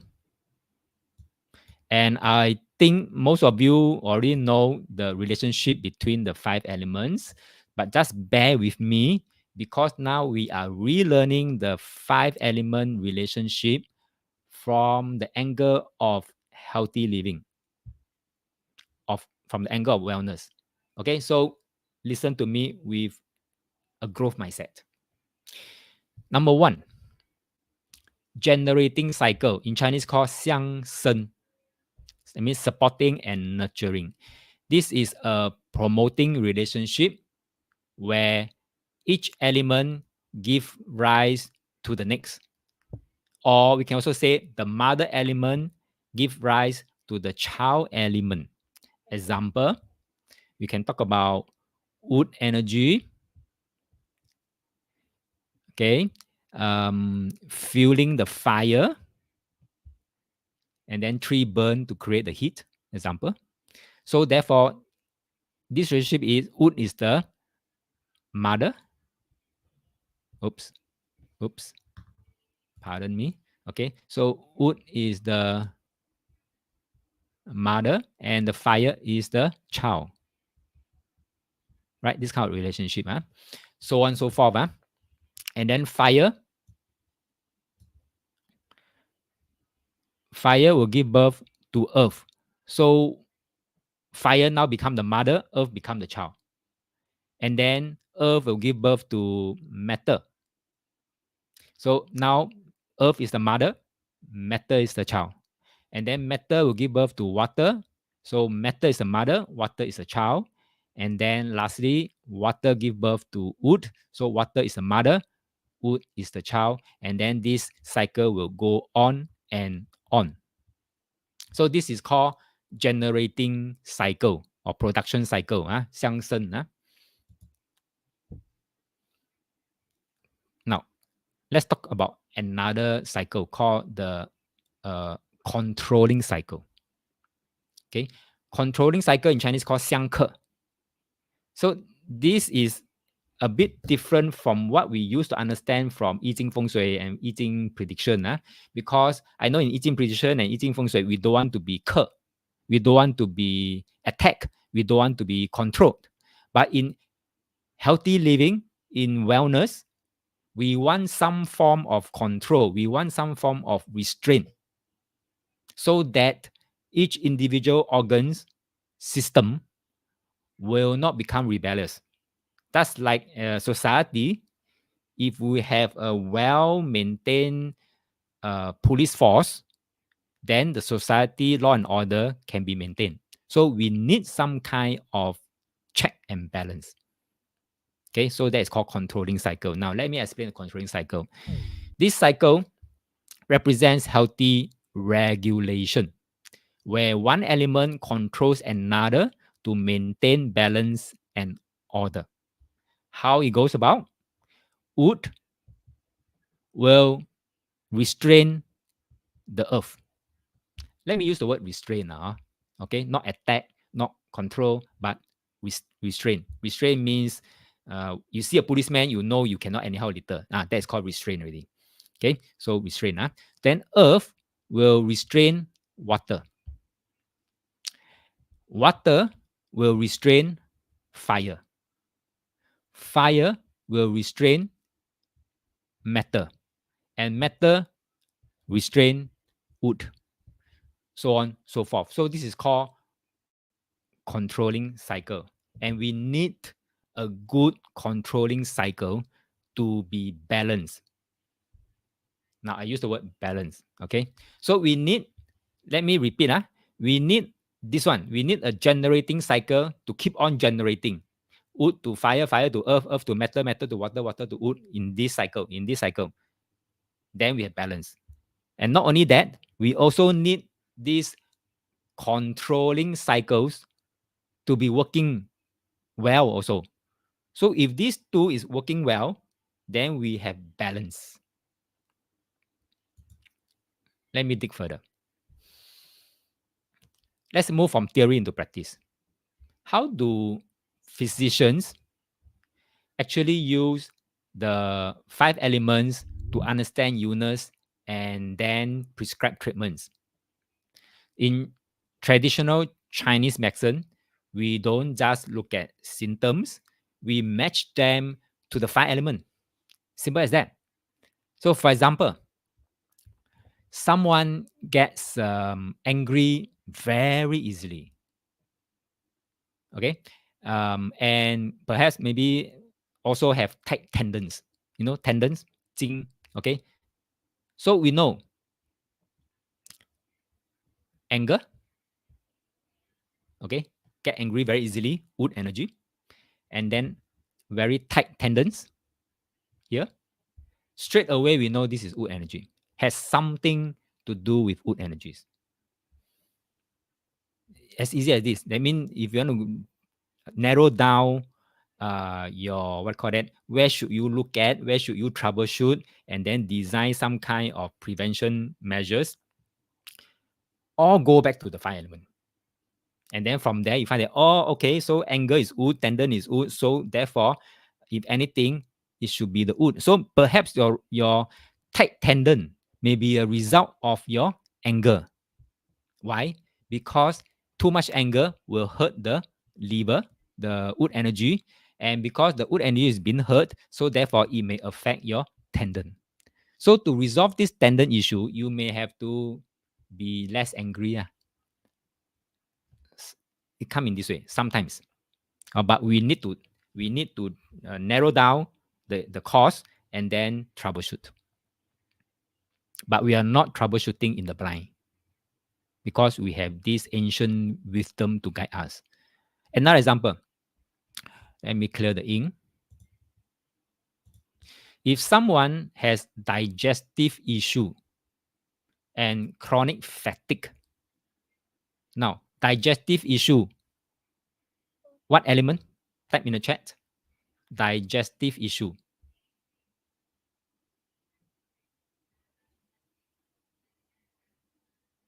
Spleen. Thank you, Jay. Spleen.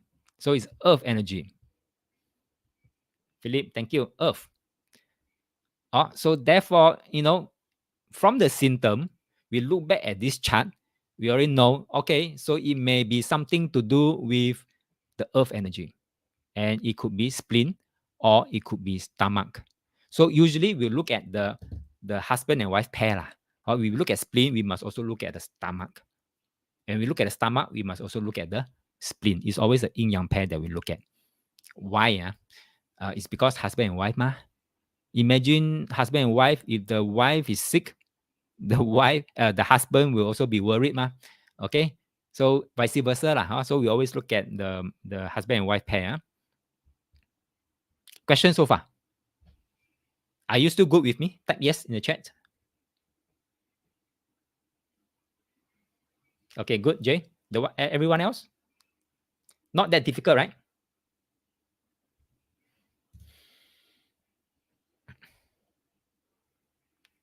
Let's move on. We just say 50-50. Yeah, okay, no worries. We also track how organs affect one another. Now that we know this generating cycle, then we can use it to track how organs affect one another. Like how a weak spleen, which is a weak earth, will fail to nourish the metal. And metal is the lung. Okay, so earth fails to generate the metal. So 土不生金 in Chinese is called. So which may show up as weak immunity or coughing. So in this case, coughing, although we say coughing is lung, but the cause may not be the lung itself. It is as a result of a weak spleen. So if you want to cure, not say cure, I don't use the word cure, sorry, because this is not about curing, it's not for diagnosis, it's just for educational purpose. So therefore, if you want to know how to troubleshoot this, then you may want to take a good look at the spleen. For example, is your appetite good or not? Something like that. Okay, you say, oh, my appetite, okay leh. I eat a lot. So it's like normal. So then may not be spleen already. But if you say, no appetite, no appetite, okay, so therefore it could be spleen. The earth could be very weak. So therefore we need to go and do something with the earth energy first. And once you clear away this earth energy, that means support this earth to be strong, the matter will naturally be strong again. So Darren is saying there arise more and more mental health. Can we say more possible issues coming from water and earth? Okay, good point. Now, mental health is more of the sun. Just now, remember I talk about the sun and the sing. We must take care. That means the body and the mental, the emotion and the mental part we must take care. Is because a lot of time we are overstimulated. That's one thing. Overstimulated. Second thing, you know how many meridians actually go up to our brain? In case you're wondering, how many meridians go up to the brain? We have 12 altogether, 12 meridians. But out of these 12, how many actually go up to the brain? Not all, but more than half. More than half. So what it means, and every meridian is actually carrying the needed energy to the brain to function. Now imagine, let's say there are 6 meridians going up to the brain, 3 are not working. You only have 50% functioning brain. You get my point? And sometimes because of that, you may have a lot of migraine, headache, and things like that. So you must know which three meridian is not working, and therefore do something about the three meridians. So to restore balance. Okay, so we can't really tell whether it's coming from water or earth. We need to do more troubleshooting in this case. Understand, Darren?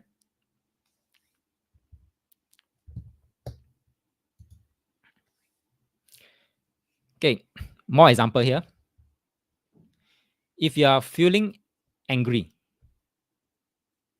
now angry, what energy? Type in the chat. Oh, it's already there on the slides. Wood energy. Okay, thank you, Jay. Wood energy, angry. And what do? Usually when you're very angry and you know you're very angry and you want to calm yourself down, what do? Or you see somebody very, very, very angry. And if you want to cool him down, what do you tell him to do? Thank you, Jay. Deep breathing. Now, what are we activating? What energy are we activating with deep breathing? Metal energy. And what can metal energy do to the wood energy? To the runaway wood energy. That means anger. Control, restrain. You see how we have been using this 5 element dynamic all this while without really knowing what it means to us in terms of healthy wellness. It's very natural for us to say, okay, you want to come down, take a deep breath, because we are exercising the meta energy strong enough to go and restrain this runaway wood energy.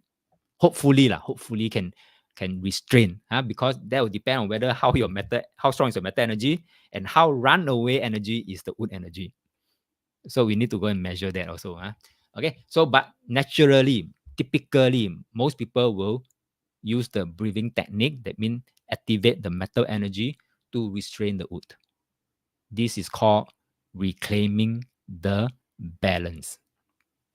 Now, what happens when balance breaks? Now, when one element becomes too strong or too weak, it leads to imbalance. Simple as that. Just now we are asking, right, how to know it's balance, not balance. So when one element becomes too strong or too weak, it is called imbalance already. And when it's imbalance, all sort of illness will come in already.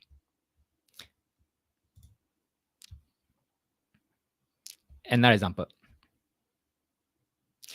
Now, we know policemen in Singapore do a good job in maintaining law and order in Singapore, right? Now, have you seen countries, examples, USA right now? They are using military to come into a state to maintain law and order. So that's too much. Okay, too much of a controller, right? When that controller become too strong or overdo their job, this is imbalance really, because one element get too strong. Example. Now, you talk about anger. Okay? Angry, wood energy again. Because you feel so angry until your face turn red, then you must be activating this wood energy so much so that it become a runaway energy. And when it's become a runaway energy, before you know, it will go and attack the downstream.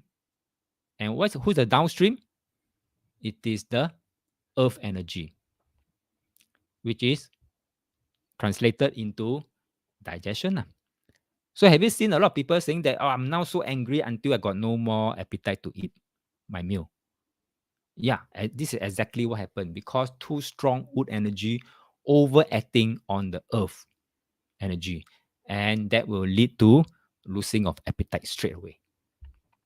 So you want to bring back balance, introduce matter, exercise restraint, deep breathing. Okay.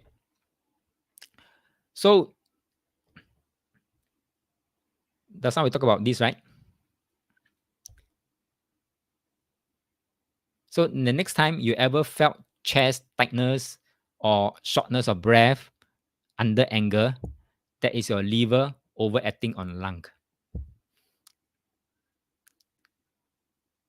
Okay, so the five elements teach us how to observe, how to understand, and how to rebalance in health, in emotion, and in nature. Now, Pepe is asking, can we use fire? We can use fire, but we can use fire here, no doubt. What do we do with the fire? Do we tonify? Tonify in Chinese called 补, or do we 泻? That's the question. Reduce. Why reduce fire? If you reduce fire, right, nothing goes to the earth already.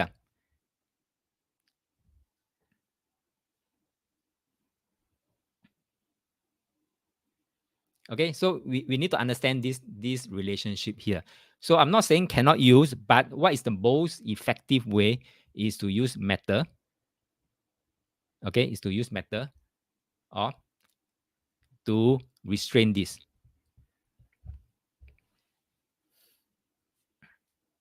We always look for the most effective and easiest way lah. Question so far?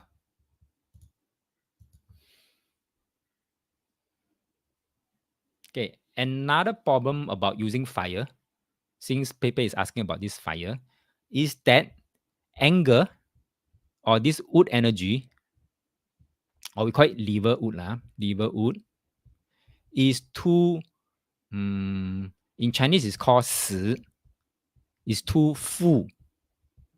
Okay, is too full because anger too full until it cannot be released.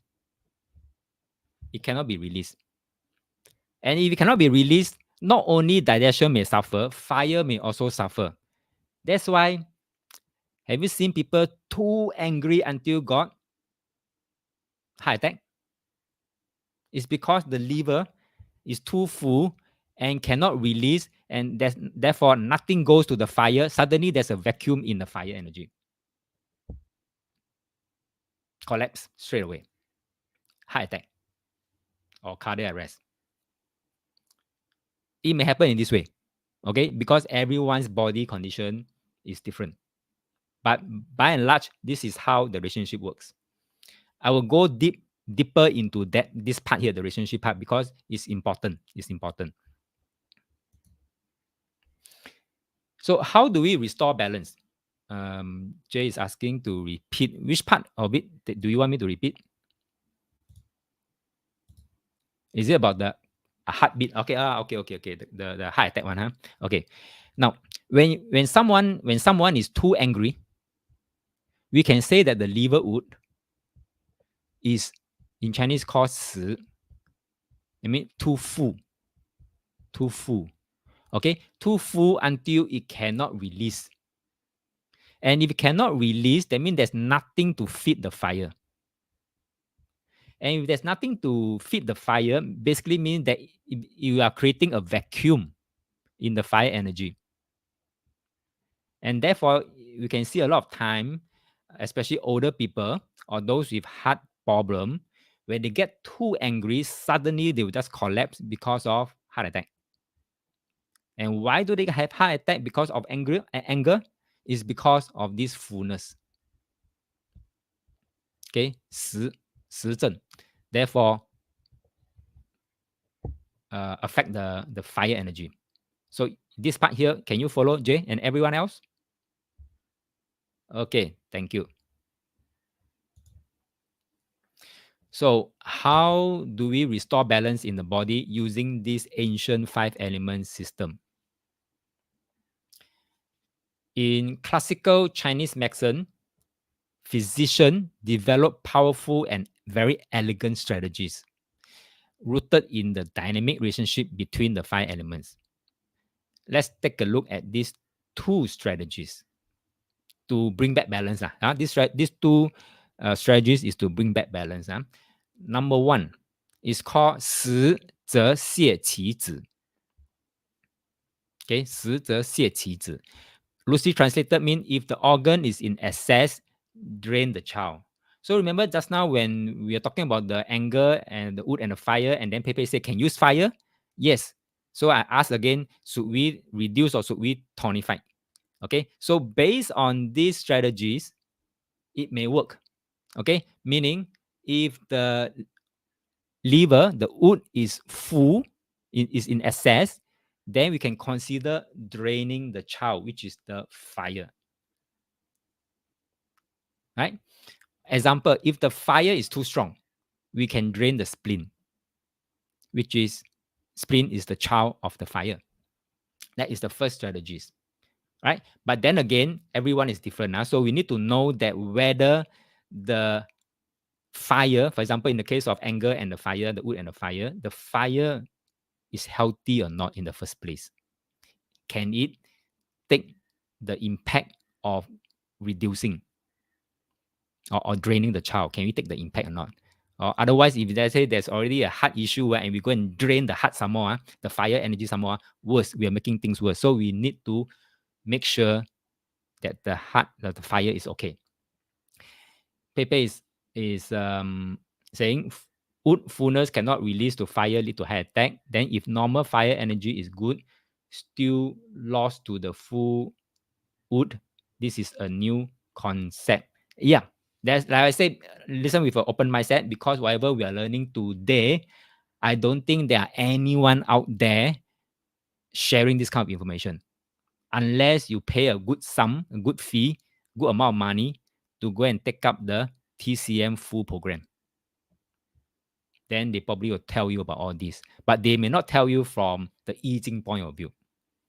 They will just tell you 实则泻其子，虚则补其母. That's it. You go and figure out yourself. Okay. Next. Where was I? 实则泻其子. The first one, the first strategy is okay.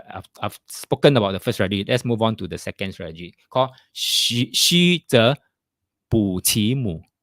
Loosely translated, if the organ is deficient, that means it's sick, tonify the mother. So if the liver wood is weak, we can consider nourishing the kidney water, which is its mother. Now, I will go deeper into this later on. Right now, I'm just introducing these two strategies. And these strategies have been used by many TCM physicians up to today. Now, before we apply these two strategies, we must first ask one key question. We must ask, is the issue caused by internal imbalance? That means dysfunction within the organ itself. That means internal, within your body. Or is it caused by external pathogen, like the wind, like the viruses, bacteria that took advantage of the weakness in the system? So we need to know whether the dysfunction, the issue, is caused by the already weakness in the system, or is caused by external factors taking advantage of the weakness already in the system. Let's take the heart as an example. If the heart itself become sick, meaning the heart organ is directly affected, this is known as 正邪, in Chinese called 正邪. So that means this is per se, the organ per se is sick, is internal issues. So this could be due to things like overwork, like emotional stress, or like genetic predisposition. That means you're born with it, that cause the heart to lose its natural balance. Now, it is not due to an external pathogen causing the issue in this case, but an internal dysfunction within the heart. This could be classified as a 正邪. It means internal. To treat such condition, most TCM physicians who focus just on restoring itself, the organ itself, I mean, which is the heart itself, because there's nothing external to address in this case. Now, next, what is 虚邪? Okay, here, what it means here, 虚邪 means when the mother organ is sick and it weakens the child organ. And then the illness show up on the child organ. Now, in this case, this example here, liver, wood is the mother, heart is the child. Now, what happens when the mother, the liver, is sick, and that deficiency causes the problem in the child organ, which is the heart. So in this case, while the heart is having problem, we call the heart 虚邪, experiencing a 虚邪. They mean a deficient illness because it's caused by the mother. So when the mother organ liver becomes weak, whether due to stagnation, whether due to deficiency, or whether due to improper energy flow, it can't properly nourish or support the heart properly. This result in weakness in the child organ, I mean the heart, leading to dysfunction. So therefore, the illness show up in the heart. The liver is supposed to nourish the heart, right, with its smooth flow of energy. Now, this allows the heart to express its full potential, keeping circulation healthy, keeping the emotion balance, and overall vitality strong. However, if the liver is weakened, the liver can't effectively support the heart. As a result, the hearts become vulnerable and weakness in the heart function can show up. Like what? Like high blood pressure or heart palpitation, all these things, or angina, okay, heart pain, manifesting as symptoms or fatigue or other heart diseases. But we know that we need to go and troubleshoot. Like, is it because the heart itself got problem, or is it caused by the mother organ? I'll give you an example. This Western science, let's consider a common modern condition, fatty liver diseases. Liver, we know, is wood energy. Now, fatty liver is an imbalance in the liver, often linked to poor diet, alcohol consumption, or chronic stress. Now, when the liver is unhealthy, it struggles to circulate blood and qi, leading to deficient nourishment to the heart. So the child organ get the hit. The heart have to struggle. And this can lead to heart-related symptoms such as irregular heartbeat, poor circulation. Over time, this can contribute to a more serious condition like heart disease or high blood pressure. So this is an example of liver issue causing problems in the heart. I mean the child. I mean mother issue causing problem to the child. So this 虚血 is a reminder that when the mother organ is sick, it fails to nourish the child, causing imbalances in the body. In this case, a weak liver leads to heart problem, showing us how the liver's deficiency can manifest in the heart's weakness. Now, if you go to Western doctor, right, you say heart problem, they will just take care of the heart. They won't look at all other organs really. So by understanding this relationship, we can approach treatment in a more holistic way, focusing not just on the symptom, but on restoring the balance between the liver and the heart.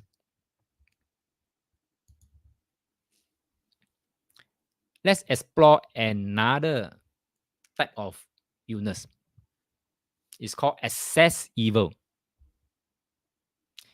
It's called 实邪. So in this 5-element theory, each organ has a mother-child. We already talked about the mother-child relationship.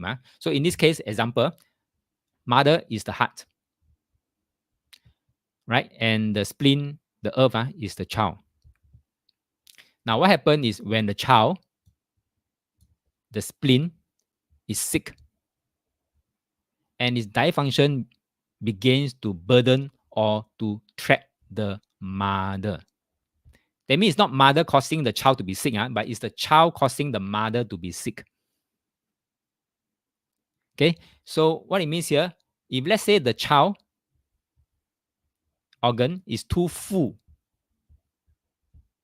or too blocked or too weak to receive the mother's energy, so the mother organ can't release or can't express itself properly, right? Example, real life example. Let's say a newborn baby. and newborn baby, the mother is feeding her with breast milk. Now imagine the newborn baby refused to drink the breast milk. What happened to the mother? Poor mother. So it's like the relationship is like that. The child organ is too weak or too full or refuse to receive the energy from the mother organ, then mother is suffering because of the child. That is this kind of relationship. Okay, so if the spleen is weak in this case here, say from poor diet or from poor thinking, not poor thinking, overthinking, sorry, or having chronic fatigue, it becomes ineffective in transforming and transporting nutrients. So this lead to dampness accumulation, like bloating or very sluggish metabolism. Now the heart want to give warmth and vitality to the spleen, but the spleen is so blocked, it can't absorb the fire energy. So the heart become overloaded with no outlet for its energy. So this is called 实血. The child is ill, but it burden the mother. Jay said too much worry can lead to heart issue. Yes, exactly. Jay, thank you very much for this example. Exactly. So there's always this kind of relationship. It's not always stand-alone, single track kind of issues that Western doctor used to believe. Let's take type 2 diabetes as an example. Is closely related to spleen deficiency. And I'm sure all of us know what is diabetics, and what happened in diabetic case is because of our pancreas unable to produce what do you call that, the right what do you call that, insulin. That's right, that's the word. Thank you, Jay. Insulin to absorb all the sugar. Yeah, but pancreas and spleen, they refer to the same energy, earth energy. Okay, so in this case here, the body become inefficient at processing glucose, it means sugar, reflecting weak earth energy. So over time, the burden earth energy causes complication in the heart, such as high blood pressure, poor circulation, or even heart diseases. So from the five element view, earth is sick. Then the fire has nowhere to go.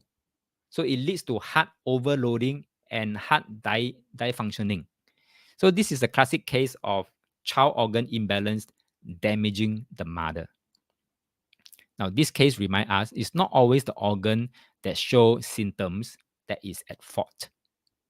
Sometimes the problem starts in the child and the mother bears the consequence.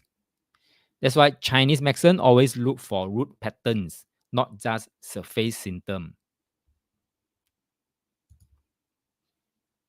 There's another one called the Wei Xie, I mean weak evil. Sorry for the bad translation. Okay, but this is what happened when the one being controlled is sick, and then it affects the controller. You can call that a very subtle dysfunction. So in the five element theory, we know that fire heart is the fire here is supposed to control the metal. And this is a normal relationship where fire controls metal. In a balanced way, everything runs smoothly. However, what happens when something goes wrong with the lung gets sick? In this case, lungs become weakened or diseased. And instead of just the heart controlling the lung, the problem may reverse itself and start to affect the heart. Now, this is a case of a very subtle dysfunction, a slight imbalance that causes a minor subtle reversal of the usual relationship between the organs. Normally, fire controls metal, right? So this means the fire naturally has the upper hand in its interaction with the lungs. However, when the lungs become weak or too strong due to illness, this kind of controlling is disrupted. So instead of heart controlling lung, now the lung weakness now affects the heart.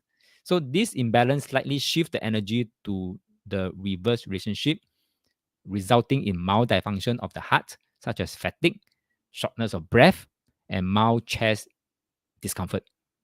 This is subtle. Example, COVID-19.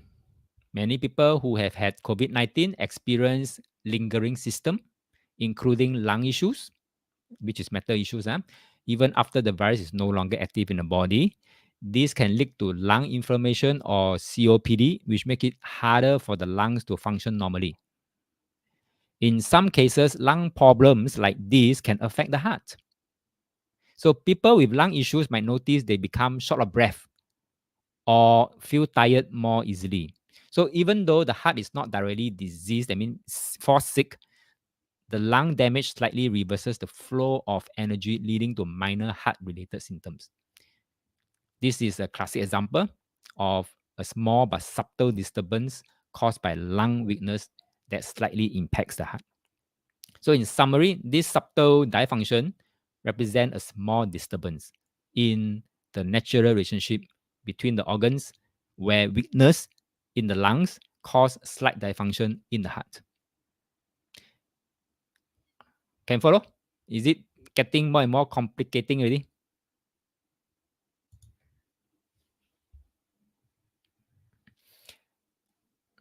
Okay, another one. Darren say can say another way 被反客. That's right, 被反客. 被反客, I mean reverse way lah, reverse. Instead of policeman control citizen, now the citizen go and attack the policeman. Next one, 贼邪.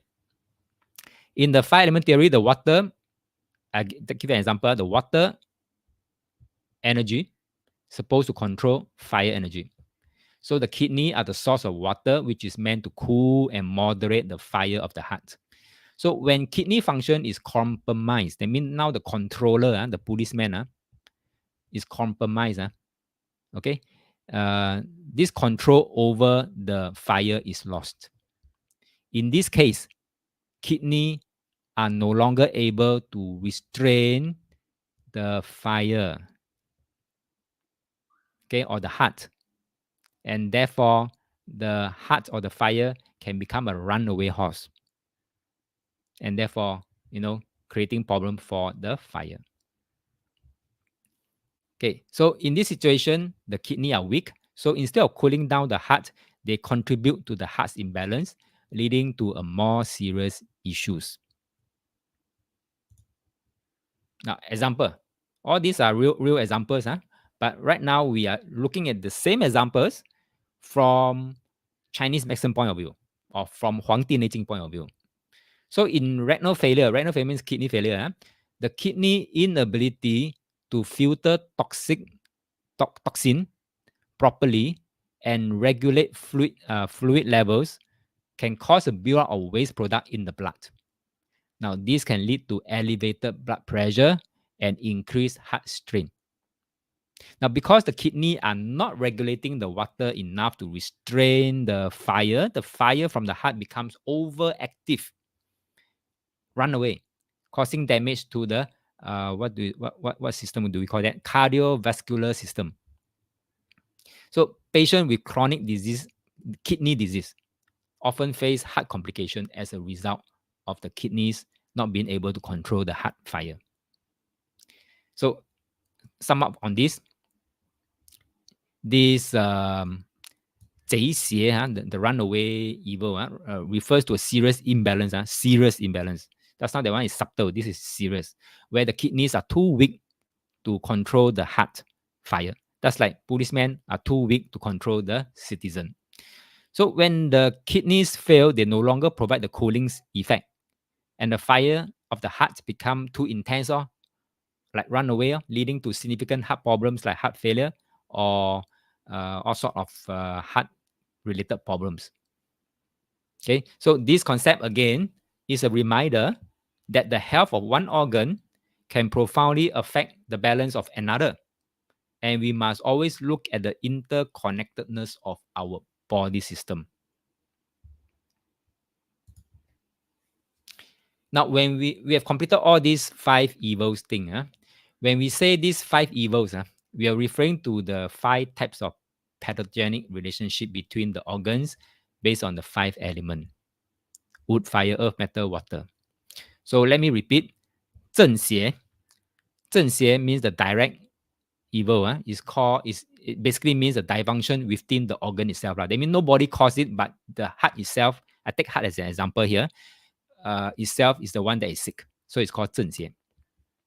Now, 虚邪 is because the mother is sick, unable to support, no more breast milk to feed the child, so therefore the child also suffer, go hunger. So the child is suffering from the 虚邪. Okay, and because the heart is sick and can no longer receive from the heart mother, which is the wood, then the wood may also suffer, and it's called 实邪, fullness. Just now we talk about the newborn baby refuse to drink the breast milk, therefore who suffer? The mother suffer. It's called 实邪. And because the heart is the one that falls sick, right? It may reverse, okay, may reverse. That means do a reverse effect on the controller, which is the water, but it's a very subtle imbalance here. It's called 威胁. And then fire, we know attack matter. So when fire can no longer control and restrain the matter may run away. Run away means turn root. So these are the 5 evil. Okay, 5 evil. Okay, earlier we talked about these 2 core strategies, right?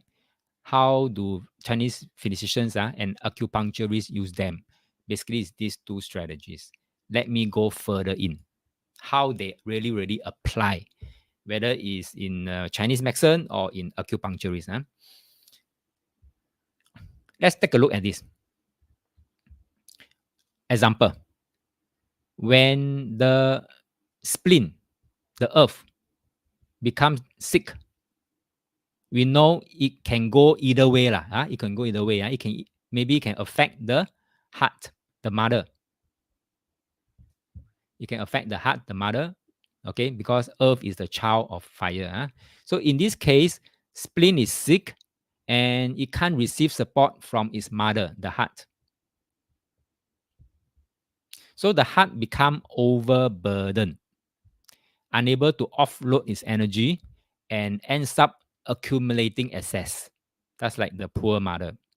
Okay, so this is called 实邪. To the fire is called 实邪. Excess evil in the heart. So what do TCM physician or acupuncturist do? Chinese medicine give us a very powerful strategy, right? 实则泻其子. If the organ is in excess, drain the child. Okay, drain the child. That's why in acupuncture or herbal therapy, we sometimes treat the child organ in order to relieve the burden of the mother, so that once we treat this spleen, the spleen can become hungry again to receive energy from the mother once again, and that brings back balance. This is called 实则泻其子. 实 means the in excess. Who is in excess? The fire is in excess because got breast milk, don't know where to give.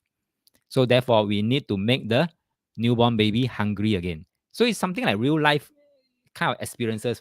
What do we do if, let's say, we need to help the mother to express out? One way is to help the child to become hungry again.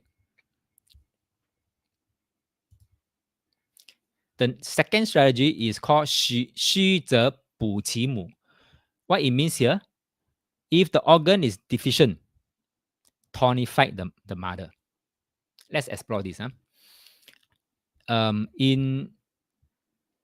So what do we do here is, this is not a case of excess. This is a case of deficiency. Now, take wood and fire, for example. The heart becomes weakened, unable to fully function because of the liver. Because the mother, right, got nothing to give to the child. So the child is going through deficiency. And this is called deficiency evil. So the heart didn't get sick on its own, but it was dragged into weakness by the mother organ, which is the liver here in this case. So how do most TCM precision treat this? Is using this strategy. 虚则补其母. If there is deficiency, tonify the mother. So instead of treating the heart itself, we nourish the mother, the liver, to restore the balance upstream. So think about people with fatty liver caused by chronic stress, alcohol, or poor diet. They often also report heart-related symptoms like anxiety, like palpitation, like insomnia, or restlessness. These are not heart-originated problems. They are signs that the heart is undernourished due to a weakened liver. So instead of calming the heart alone, treatment perhaps can focus on restoring liver function using herbs, using acupuncture, using lifestyle changes that nourishes the wood so that it can support the fire. Darren said, looking at the 5 evil today, it tells me when we say person sick by seeing the 八字 or any form of Chinese medicine advice, we really need to consider even more and carefully.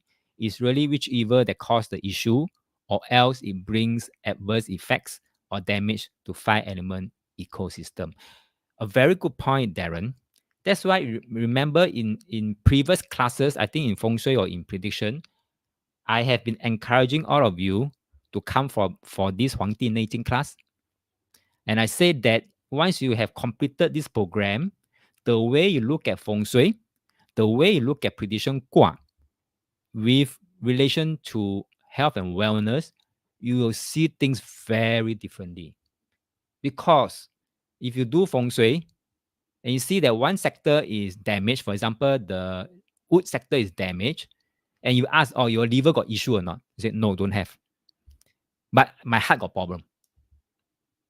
Now you can do the correlation already. Can you see that? So that means the heart, actually, the cause of the heart problem that client is experiencing is because of the wood sector that you have identified as damage. So by addressing that by addressing that wood sector, you may actually help the clients with the health issue as well. That means the heart issue. Can you all follow that?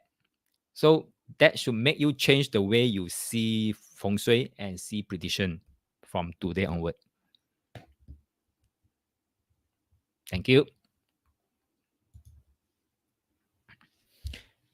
Next, just now, the 2 strategies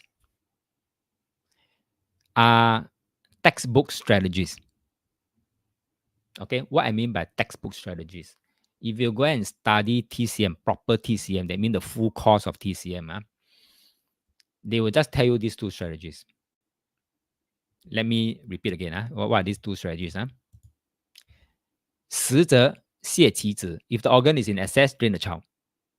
虚则补其母, if the organ is deficient, tonify the mother. So these are textbook strategies. Now, I've learned from, not say I learned, but I've come to understand there is a practical strategy, a third practical strategy that not many TCM physicians are using. Not because basically they are not taught. Okay, basically they are not taught. And only a handful of those old birds, TCM physicians, know this third on the ground practical strategy. And what is this strategy? The third practical on the ground strategy is called 只能令母虚只能令母实，母能令子虚。Oh, very tongue twisting kind of strategies. Now, let me translate loosely. The child can cause the mother to become excessive. And the mother can cause the child to become deficient. A bit mind-boggling. Okay, so you need some time to wrap your mind around this third on the ground practical strategy. Right? So it's not easy to understand. So therefore, my advice to you, next year, come back for a refresher. I know it's not easy to teach and not easy to absorb as well.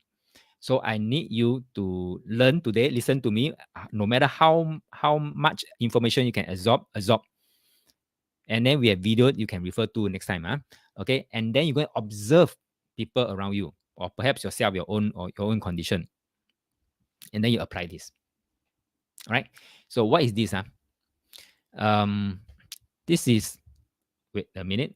Pepe said the child can cause the mother to become excessive, and the mother can cause the child to become deficient. How is it so? Let me explain. Yeah. Okay. Now, this is where was I? Suddenly I have a loss of thought. Okay. 母能令子虚. The first one, 母能令子虚. This one, 母能令子虚. The mother can make the child become deficient. Suppose the liver is diseased. Suppose the liver is diseased. For example, liver cirrhosis. Cirrhosis, we know, right? It's actually coming out from fatty liver. Okay, so fatty liver basically means this liver is in excess. Too many things there already in excess. Therefore, it becomes fatty liver. Therefore, liver cirrhosis. Full, too full. 死. Okay. Now, perhaps the liver can be hardened, can be inflamed, or maybe tumor. Now, normally, we would think that drain the heart. Okay, drain the heart. That means the fire to bring relief.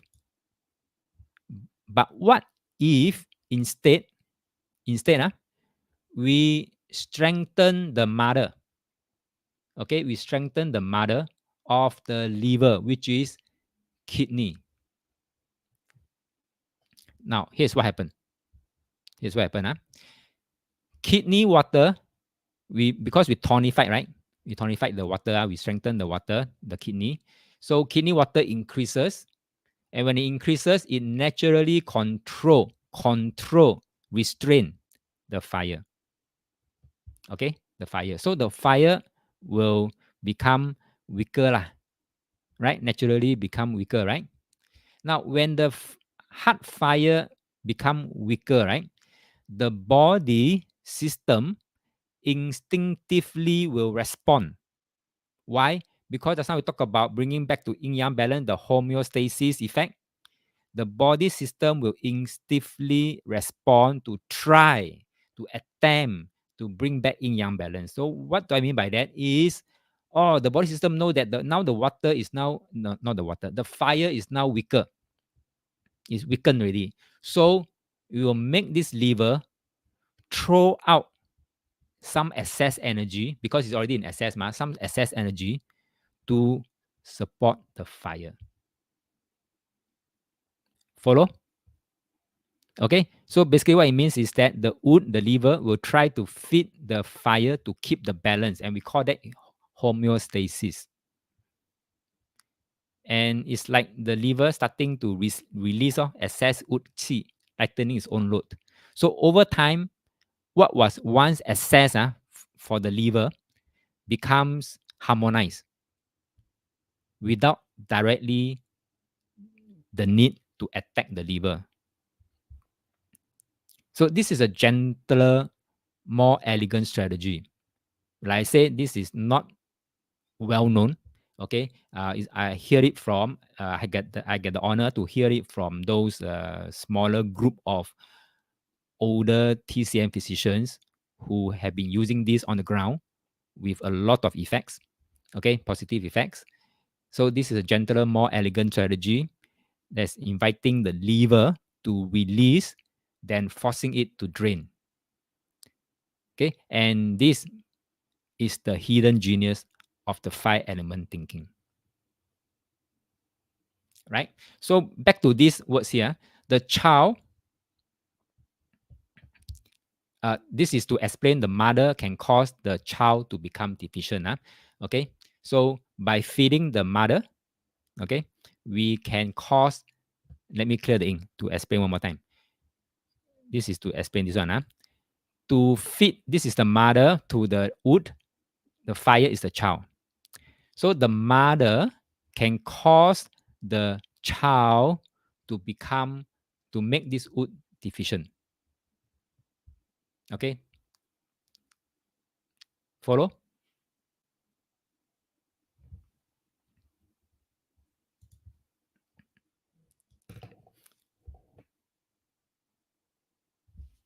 Okay, so Jay is asking, so basically, even if wood is high, we introduce water so that it starts controlling fire and drains the wood. Now, this is under the condition.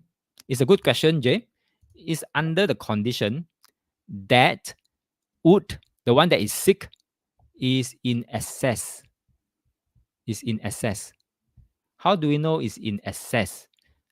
We know fatty liver is already in excess because they are more than what they're supposed to be. So we know it's already in excess. So only in excess, then you can say, okay, tonify the mother so that the child can become deficient. So there's a condition to using this strategy.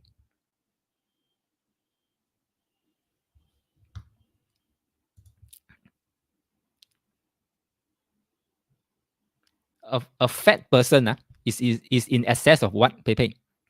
I got a question. Fatty liver is in excess of what? A fat person is in correct. That's right. So a fatty liver is in excess of what?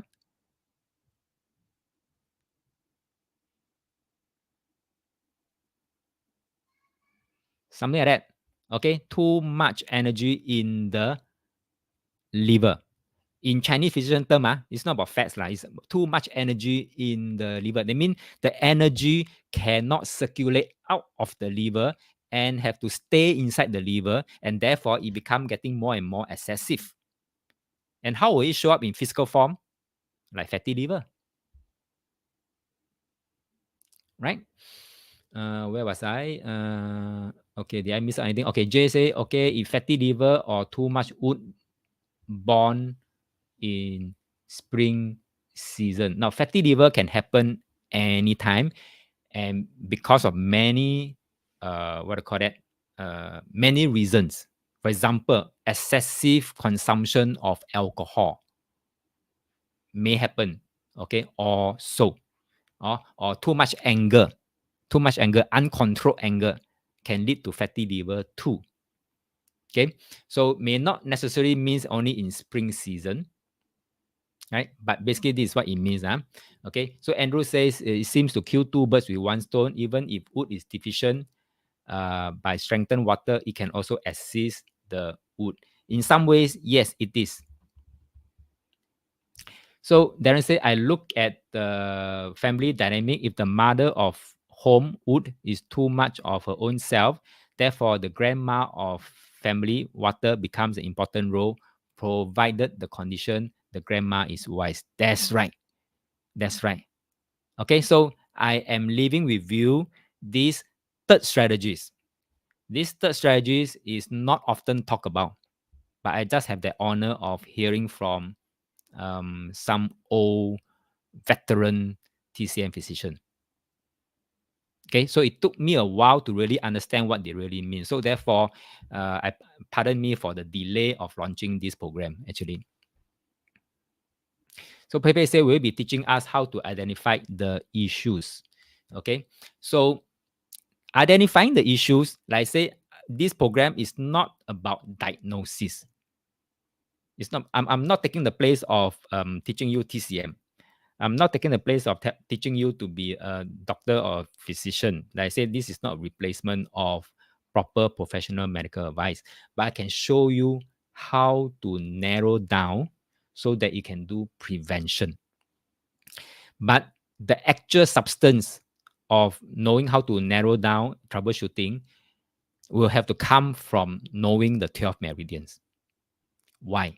I give you a life example that I just been through with a friend, what I call that, months ago. You want to hear about this story? Okay, so what happened here is that, thank you for all the yeses.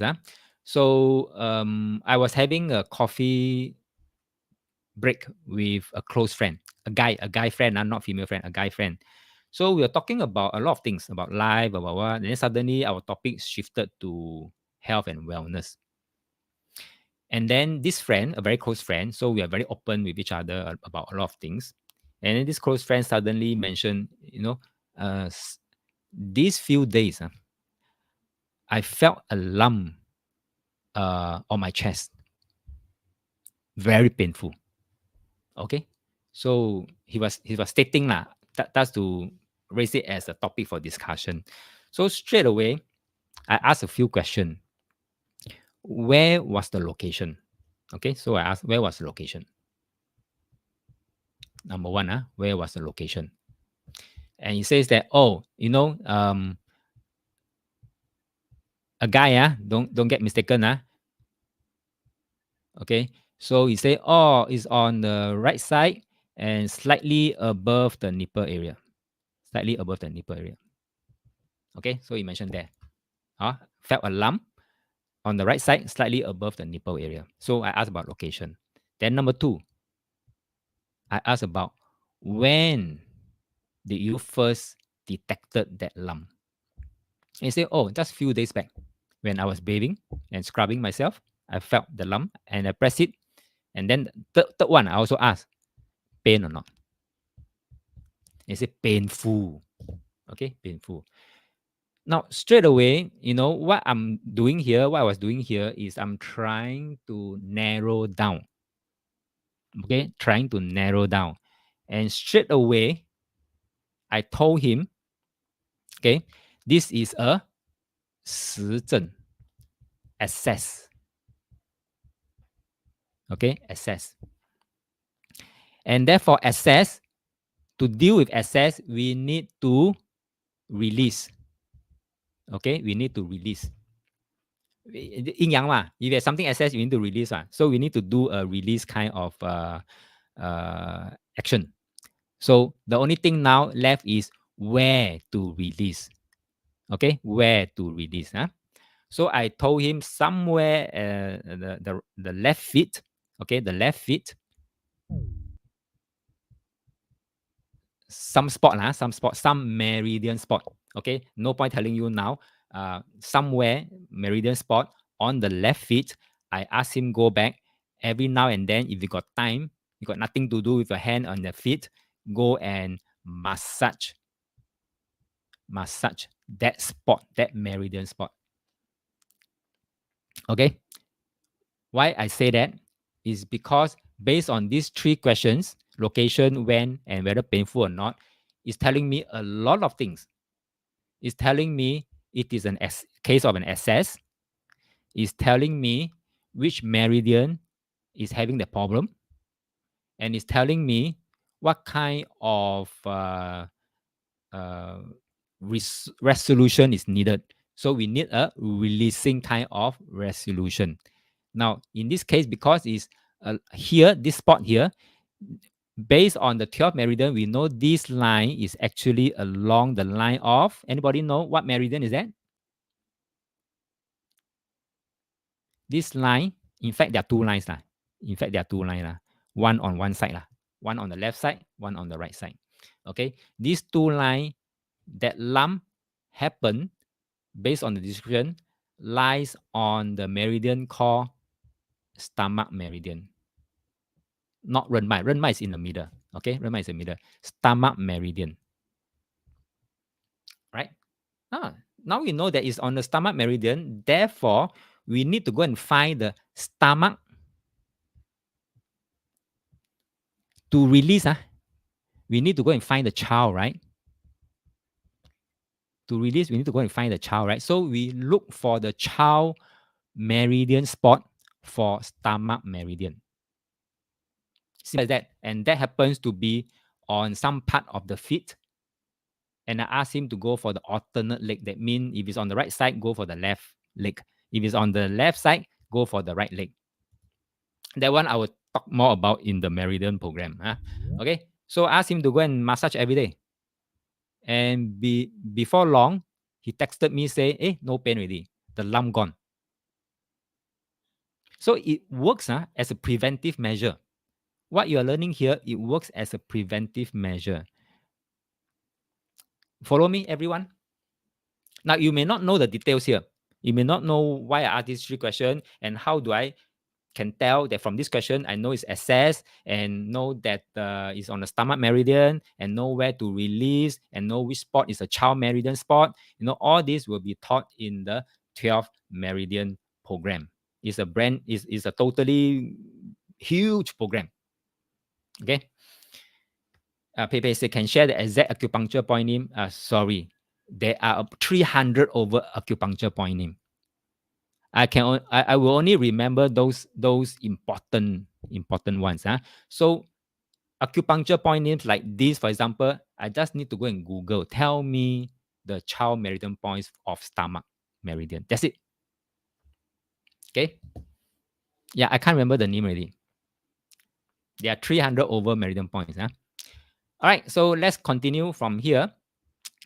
Let me clear the ink. I hope you can see the value of this program that it can use as preventive measures.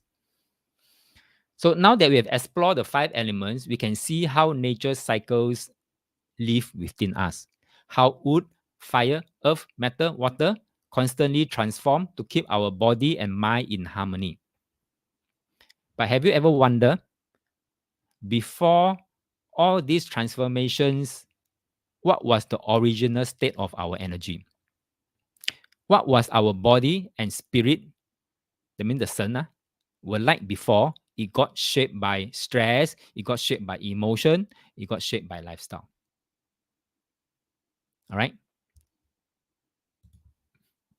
That brings us to module 4. What is the heavenly truth? The 天真论. In this part, we'll return to the root to understand what it means to live according to our original nature and why the ancients say those who follow the Tao of heaven can live out their full destiny in peace. So let's dive into this timeless wisdom of heavenly truth. Pepe say, tell me the child meridian point. Like I say, I can't remember the child meridian point name. Okay, you can Google. Okay, you can Google. You can ask AI to answer that. Thank you very much. Okay, let's move on to the last module here for the day. Before that, Darren said 2026. Many say 2026 talking about need to take care of the heart, but hardly hear people say about using child to release it. Okay, now not only child. We don't want the what do you call that? When police fail to do the job, we don't want the citizen to turn riot. And that is one key point that I will talk about in next month annual eating seminar. So this one key point to remember. We don't want the police. Okay, when the police is ineffective anymore, we want to make sure that the citizen will not turn riot. Okay, when it comes to wellness for us. Okay, back to this. Right. Yeah, we can use water as well in 2026. Yes, in some ways, yes. As a restraint. As a restraint. Now, last module 4. Okay.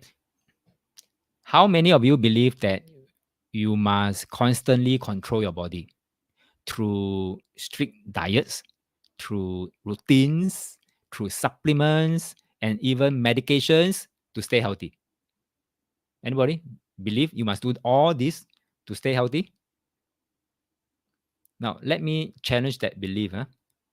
If your body truly needed you to control every function, how would you have survived infancy? And Darren said that's what we educate even from MLM too. Yeah. Okay. So now hear me. This is from Huangdi Neijing. It's not from me, but I'm as a conveyor. I'm just conveying what the Huangdi Neijing says. Huangdi Neijing is actually questioning this. Did you consciously tell your heart to beat? Did you consciously tell your lung to breathe? Or did you consciously tell your stomach to digest? No, none of this. Your body just knew exactly what to do. Am I right? Also, have you ever gotten a small cut Do you have to tell your skin to repair itself? No.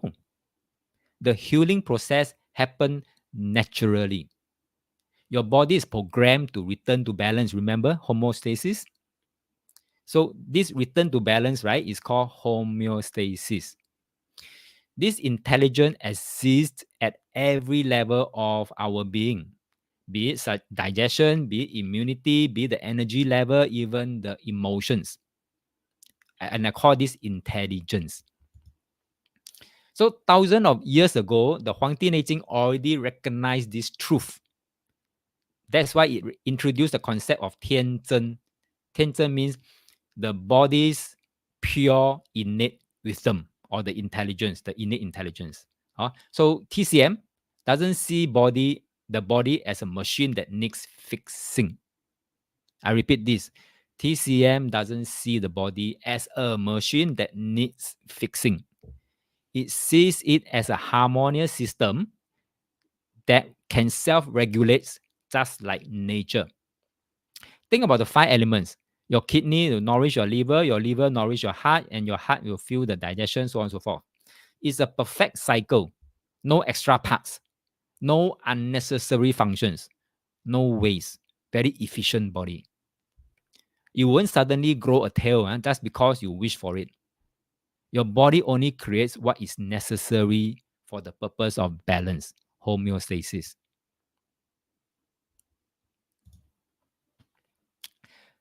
Now, many people think intelligence and abilities are acquired over time, but the truth is you were already born with innate wisdom, innate intelligence. Unfortunately, society just conditioned you to forget it. So in the Huangdi Neijing, there's a powerful phrase called 生而神灵, mean born divine and wise. This means that from the moment you were born, you already possess a very natural intelligence, far beyond what society can teach. That's like, did someone teach you how to breathe as a baby? You know, when we were born, were there a teacher to tell you, now let me teach you how to breathe? Listen well. No, nobody. Okay, you just knew. You just knew. Even as a newborn, you just knew. Your body knew. So have you heard of feral children? Kids raised by animal? There were, like Jungle Book like that. They survived without any formal education. Why? Their instinct kick in. Child prodigies don't learn talent. It's revealed when nurtured. So Mozart didn't gain music ability. He expressed what was already inside. So this example prove one thing. You came into this world with intelligence. You came into this world with wisdom. You came into this world with abilities. Society just make you forget.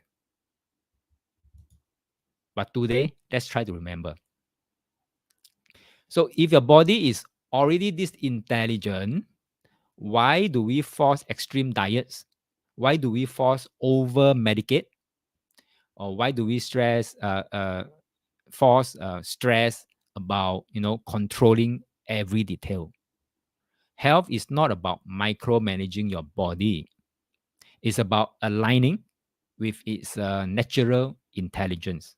I repeat, it's about aligning with this natural intelligence.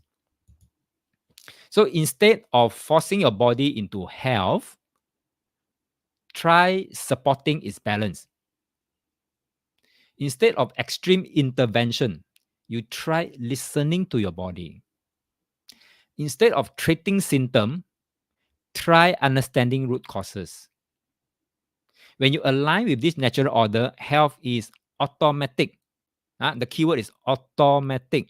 You don't have to fight for it. Darren said, love this part. You already have what you have. Is the moment and the time allowing us to express. That's right. When the time is right, you know how to express it out. Okay, from today onward, I challenge you to shift your perspective. Instead of asking, how can I control my body? Ask, how can I support its wisdom? Your body is not an enemy. It's your most intelligent ally. Just like the friend example just now I shared with you. Where is the lump position? How long it came out already? Is it painful? All these are information that can help us make very decisive and effective measures.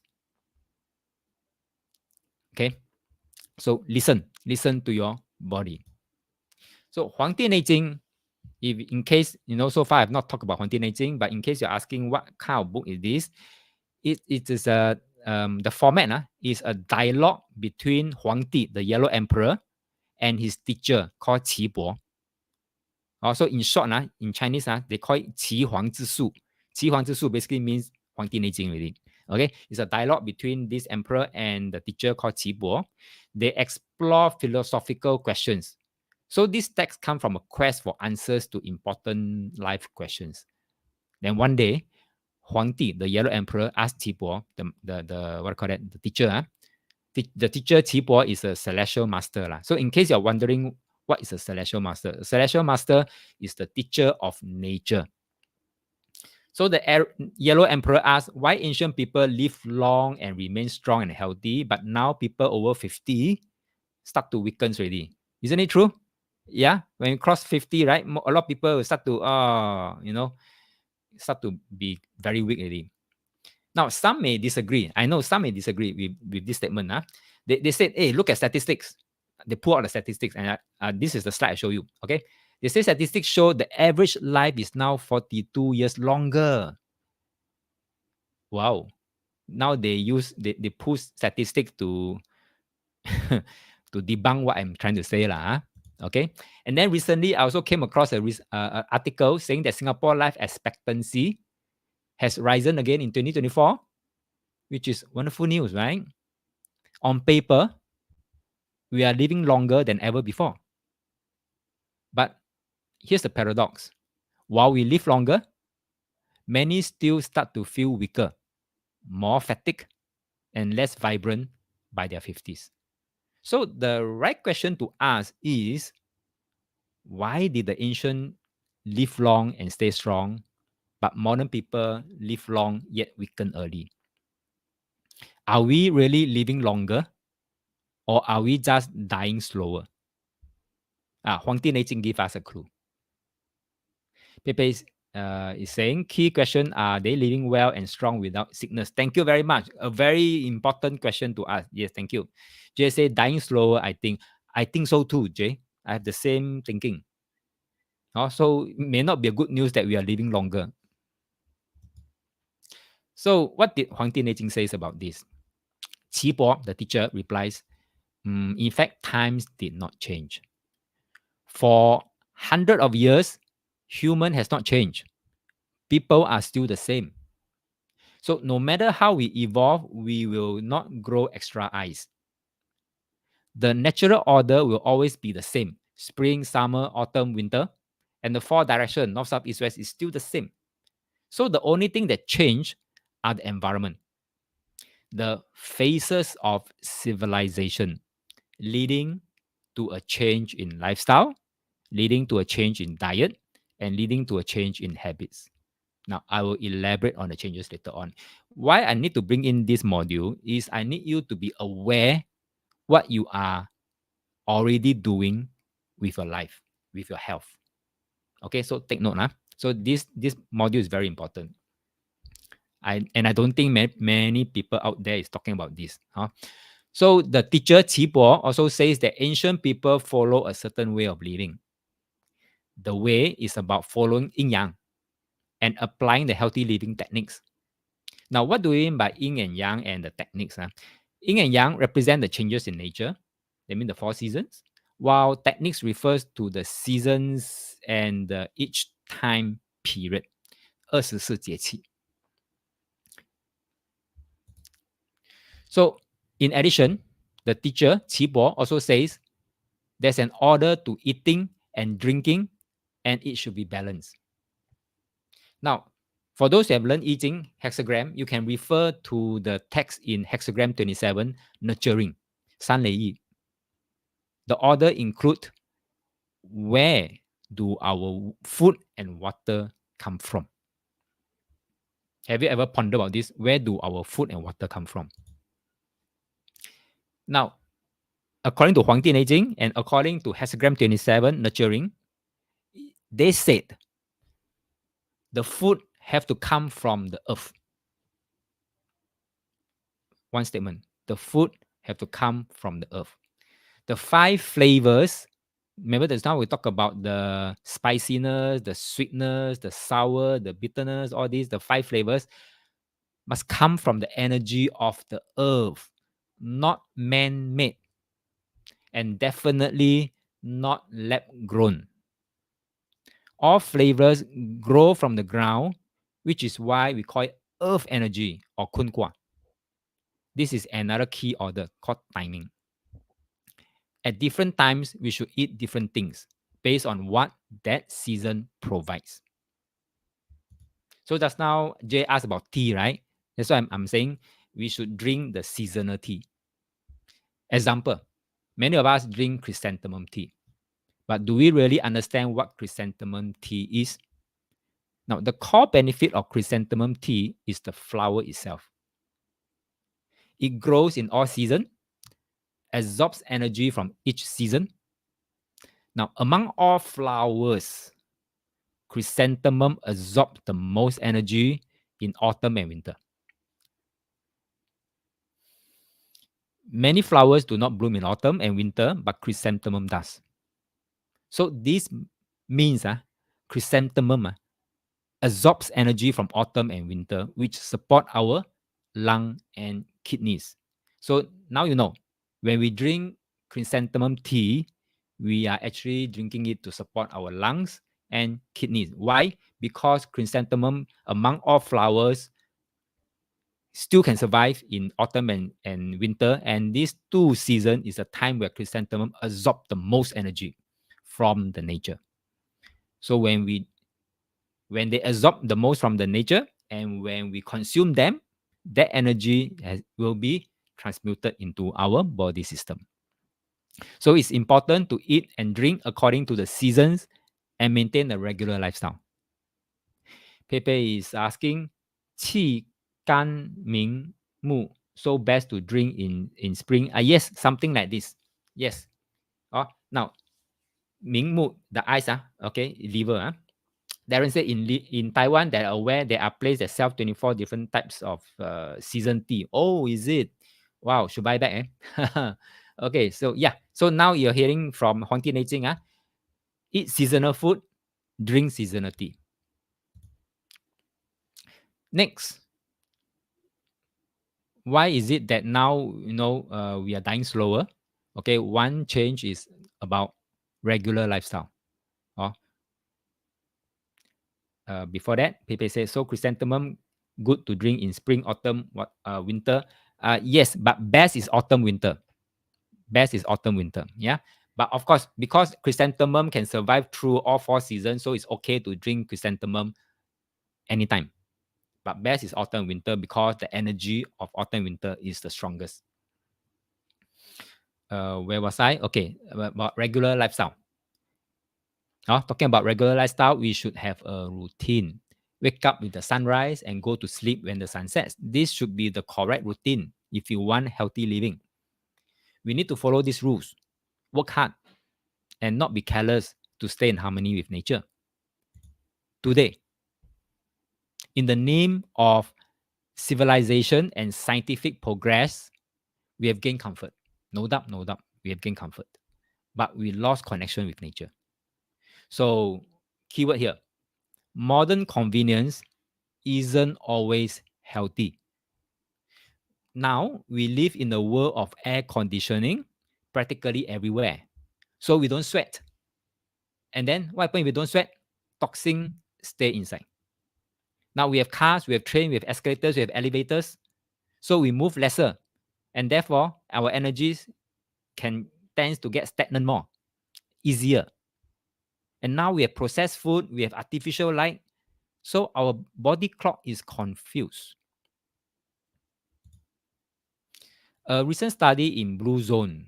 Blue zone, there are certain areas, they term it as blue zones, like Okinawa and Sardinia. The study shows people still living over 100 today. Not because of technology, but because of daily movement, because of sunlight, because of natural food, because of strong purpose. So this is scientifically proven. They call it blue zones. Let's talk about the second big change between us and the ancient people. It's our food. Thousands of years ago, there were not many people on Earth. Food didn't need to be mass produced. So we are farmers. Farmers will just plant enough for maybe the village or whatever, or maybe the village after. So don't have to be mass produced. So people eat natural, simple, whole food. Right? Today, we have billions of people. So in order to feed everyone, we are forced to change the way we produce our food a lot, a lot. To grow enough for the world, people resorted to what? Anybody know? To make sure there are enough for the world, farmers, organizations, they resorted to genetically modified crops to ensure that they have good harvest. They use chemicals, they use pesticide on their crops, and to make food grow faster or chicken look better, what do? They inject with some kind of chemicals, right? So a lot of changes since the ancient time. Let's take corn as an example. Just say antibiotics in chicken. Thank you very much. Now we have become the creature of circumstances. No choice, huh? Okay. But just take note what we are taking in. But if given a choice, we should avoid. Given a choice, huh? Okay, let's take corn as an example. In the US, most corn today is genetically modified. So it's no longer from earth direct. Although it's from the earth, but once it has been genetically modified, it's no longer wholesome food.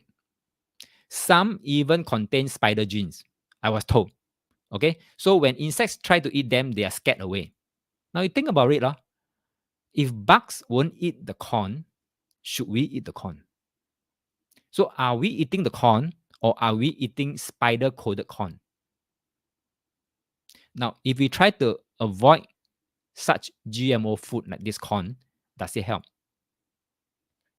Okay, may not, because they may grow the corns and then they go and use this corn to feed the livestock like cows, poultry, like chickens, and then we go and buy the cows meat and the chickens and then we eat. So we are also indirectly eating this GMO food. So when we eat the beef and the chicken, it's passed to us. What is next? There are many more. There are many more beside the corn. They are grown in the US. There's only US. This percentage here is only US. How about other countries? So food, sadly to say, is no longer just food.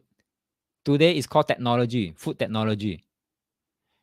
If you don't know what you're eating, your body might not know how to digest it either. Basically meaning there's no relevant energy to extract by the body. And that's why we get weaker and weaker over time. And by the time we hit 50, that's it. So you don't have to eat like it's a stone age, but you can return to wisdom. Choose whole food if you have a choice. Choose whole food if you have a choice. Eat seasonal. Remember to read the labels. Respect what you put into your body.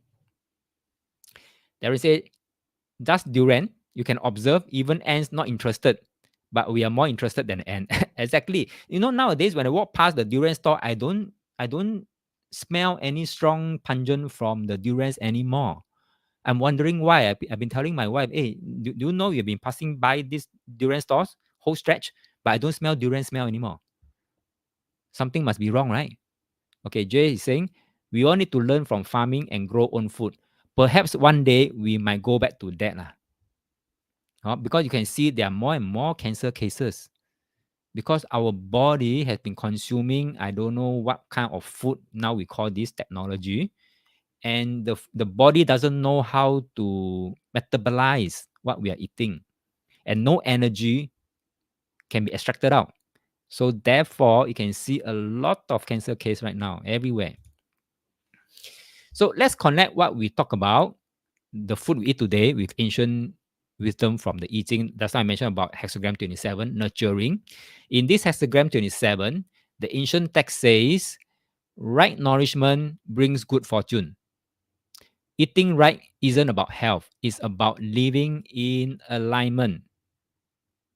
So in this hexagram, this hexagram is reminding us, watch what you feed yourself.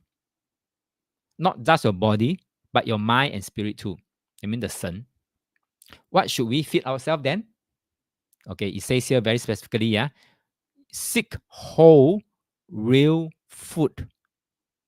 Don't just fill your stomach, nourish your life. Now, what is considered whole, real food? The ancient wisdom continue. It says that the heaven and earth feeds all living things. So real foods must come from nature, not from lab. So when we eat seasonal natural food, we are receiving the same energy that nourishes the trees, nourishes the river, nourishes the mountain. In short, are you feeding your body with real seasonal food or not? Or are you feeding your body with ultra processed, feeding with artificial, feeding with genetically modified substitutes? Now, what does it mean by seasonal? The timing of nourishment is very powerful. Eat according to the season. What the season produce, eat that, and you will flow with the rhythm of life. Eating well isn't about dieting.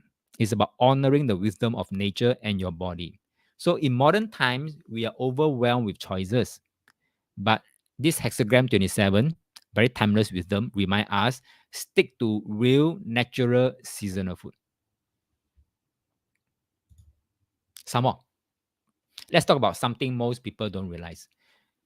The smaller the food particles, the bigger the health risk. Can you name some examples of the smaller the food particles, the bigger the health risk? In the past, sugar came from sugarcane. They call it cane sugar. Very big, cube, coarse, natural. You eat a little, you feel satisfied. No big deal.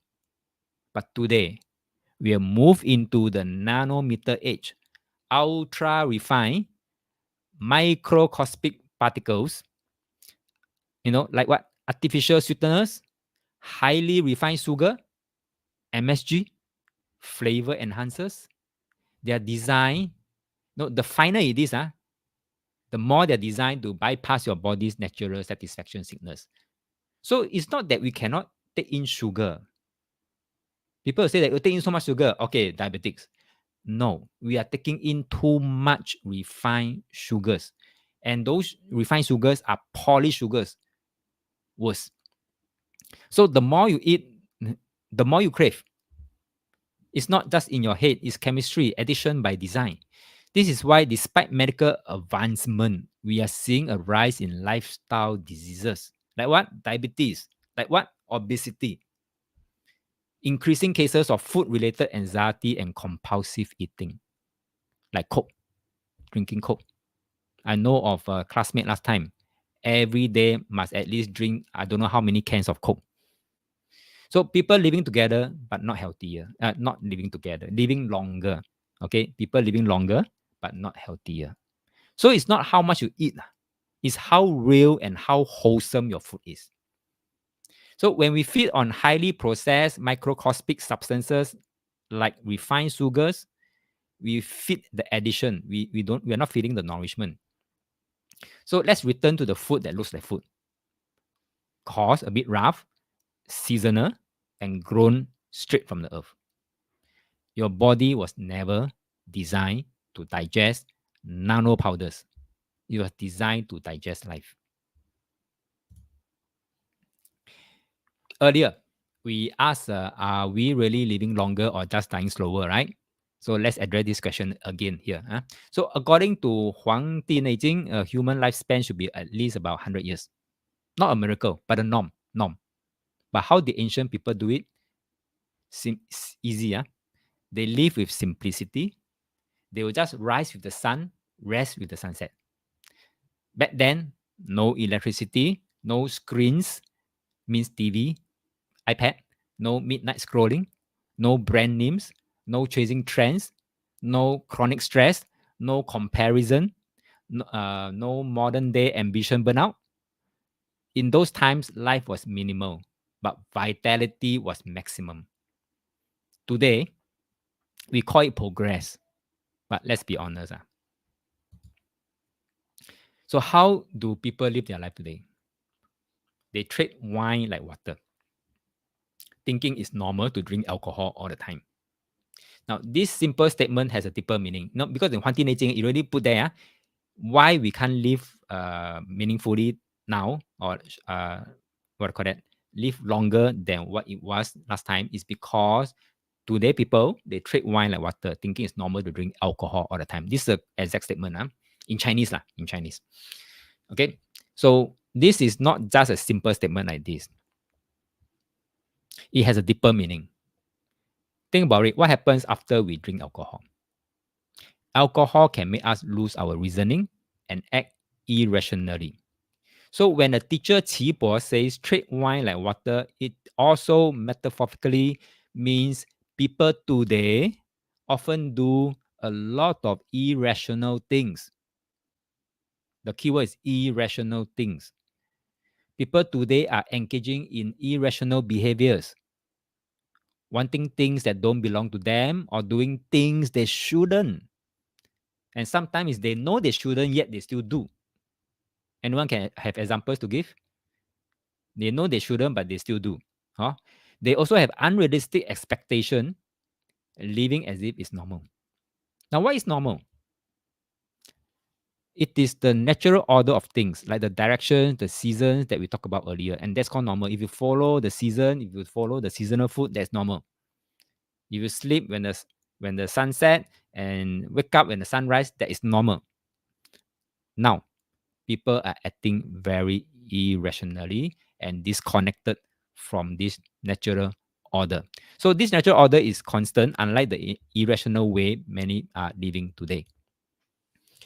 I recently read an article about a grieving Singapore father who lost his teenage son to drug vapes and is now on a mission to save other young people from the same fate. Now, this is very heartbreaking, but also deeply revealing of our times. No, the teacher say, right? The Qipo say that in Huangdi Neijing, trade wine like water, people often do irrational things, chasing excitements to feel an emptiness inside. Now, when the heart loses its calm and clarity, desires take over. Wines, vapes, or any forms of indulgence, they all become escapes. The ancient warn us, when the sun, the spirit, is lost, chaos begins within. So trade wine like water isn't just about what you drink. It's a reminder to trade temptation with wisdom, to keep your sun sober, even when the world around you isn't. Now, let me elaborate more about what does irrational means. It means not doing what you should at the right time. Example, you should get married when it's the right time, but you don't. Or you should have children when it's the right time, but you wait too long. Or it can turn out to be when you want to have children but wait too long, it becomes difficult. So this is also what it means by irrational. So irrational has many meanings. So you want things that you shouldn't have, this is also part of irrational.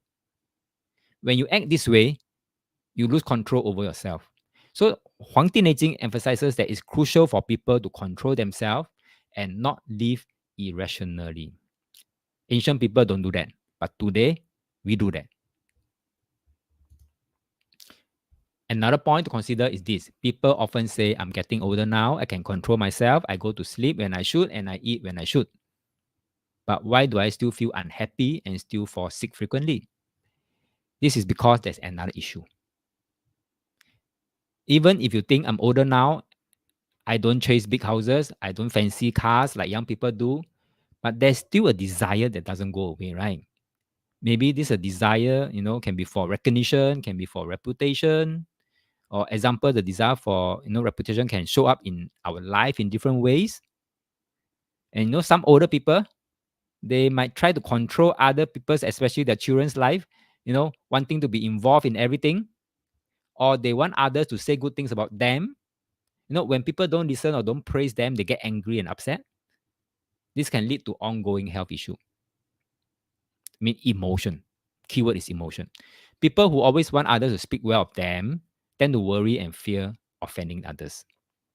Now, this can lead to stagnation in the liver energy because they keep everything bottled up. Emotion again. So if you keep thinking, what did I go do wrong? No, why are they saying I'm wrong? This creates stress in the body. So it's important to remember that holding in this emotion or this feeling can affect your wellness too. Darren is saying, we see night activities getting more and more. I'm asking, am I too old for this? I see that Huangdi Neijing has another way to explain it. Yes, now that you know, okay, so not too late. Now, a study revealed, despite longer life expectancy on paper, the average lifespan disease-free, has dropped in many countries, meaning people are spending more years sick. That means die slower, like what we discussed earlier.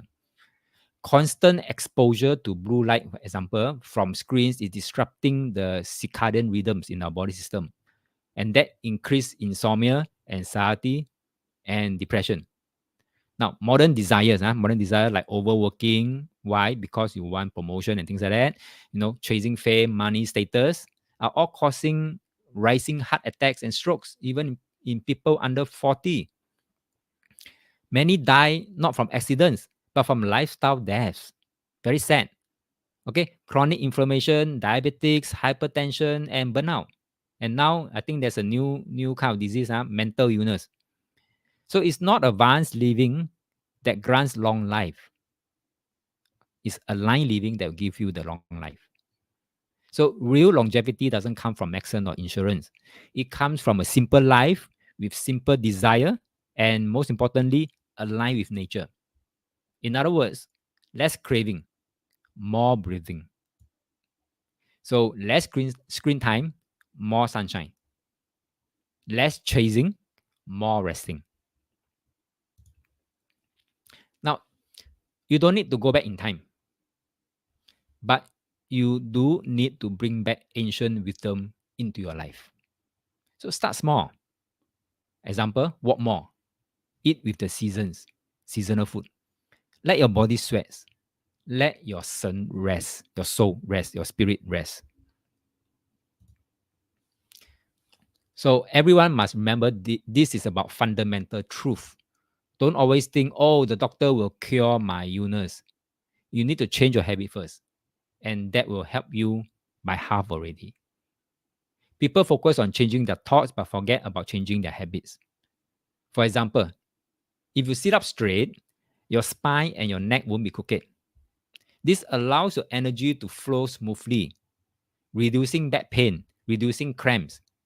So start from changing your daily habits.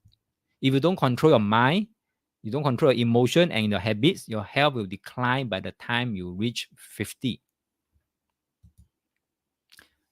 Okay, so to wrap up this module, I think I've said enough already. In the ancient Chinese tradition, the 养生之道, the Tao healthy living, is more than just physical wellness. It's a way of life rooted in three timeless principles. Number one, yin-yang balance. Now, your health is a dynamic dance of opposites, activities and rest, heat and cold, joy and calm. When one side dominates for too long, imbalance leads to illness. Example, if you keep on overworking without adequate rest, there's too much yang, can burn you out. A balanced lifestyle means knowing when to act and when to retreat. Number two, harmony between heaven and human, or you can call it harmony between nature and human. 天人合一. So nature sets the rhythm of life. Each season, each climate affects us. So summer, example, summer invites light movement, openness. So winter calls for stillness, restoration. Aligning your habits with nature's flow is not superstition, it's intelligent adaptation.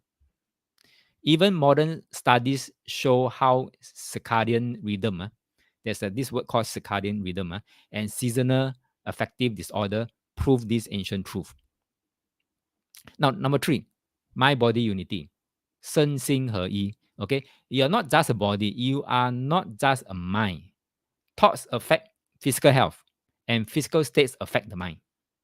So anxiety can disrupt digestion. I think that's why we talk about this part here. Chronic fatigue can also lead to depression. So when body and mind work together, you become more resilient, you become more aware, you become more centered and grounded. This is the Tao of healthy living. Simple, natural, powerful, and aligned. Okay. All right, everyone. We have covered a lot today, from the hidden wisdom of the Huangdi Neijing to understanding the yin-yang nature of wellness, and then the five elements and the meaning behind the heavenly truth, Tian Zun Lun. Thank you, Darren. Yes, this is the word circadian rhythm. In short, what you are learning now is actually circadian rhythm. All right. Okay. So before we end, I want you to pause for a moment and reflect. What have you learned today that you can start using in your life right now? Type in the chat. It could be a simple insight about your daily rhythm, or a realization about emotions and energy, or maybe a reminder to live in harmony with your body's natural cycles. Whatever it is, take it with you, apply it, and let it guide you move through the week. Because wisdom from the Huangti Neijing isn't meant to stay in the books. It's meant to be lived. Darren said, are we living healthier or dying longer? Okay, dying slower. Okay. Anyone else? Any comments? Any thoughts?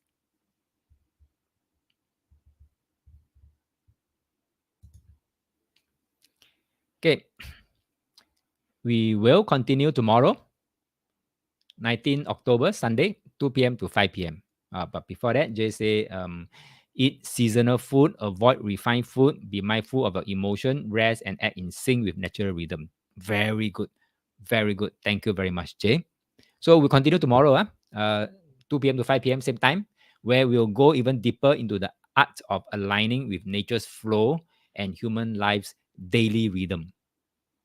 Amazing class, JC. Thank you very much. Pepe said using the controller to cause for the mother's organ to release. Oh, good. Okay, good. Okay, so rest well, stay present, and I will see you tomorrow. Bye bye.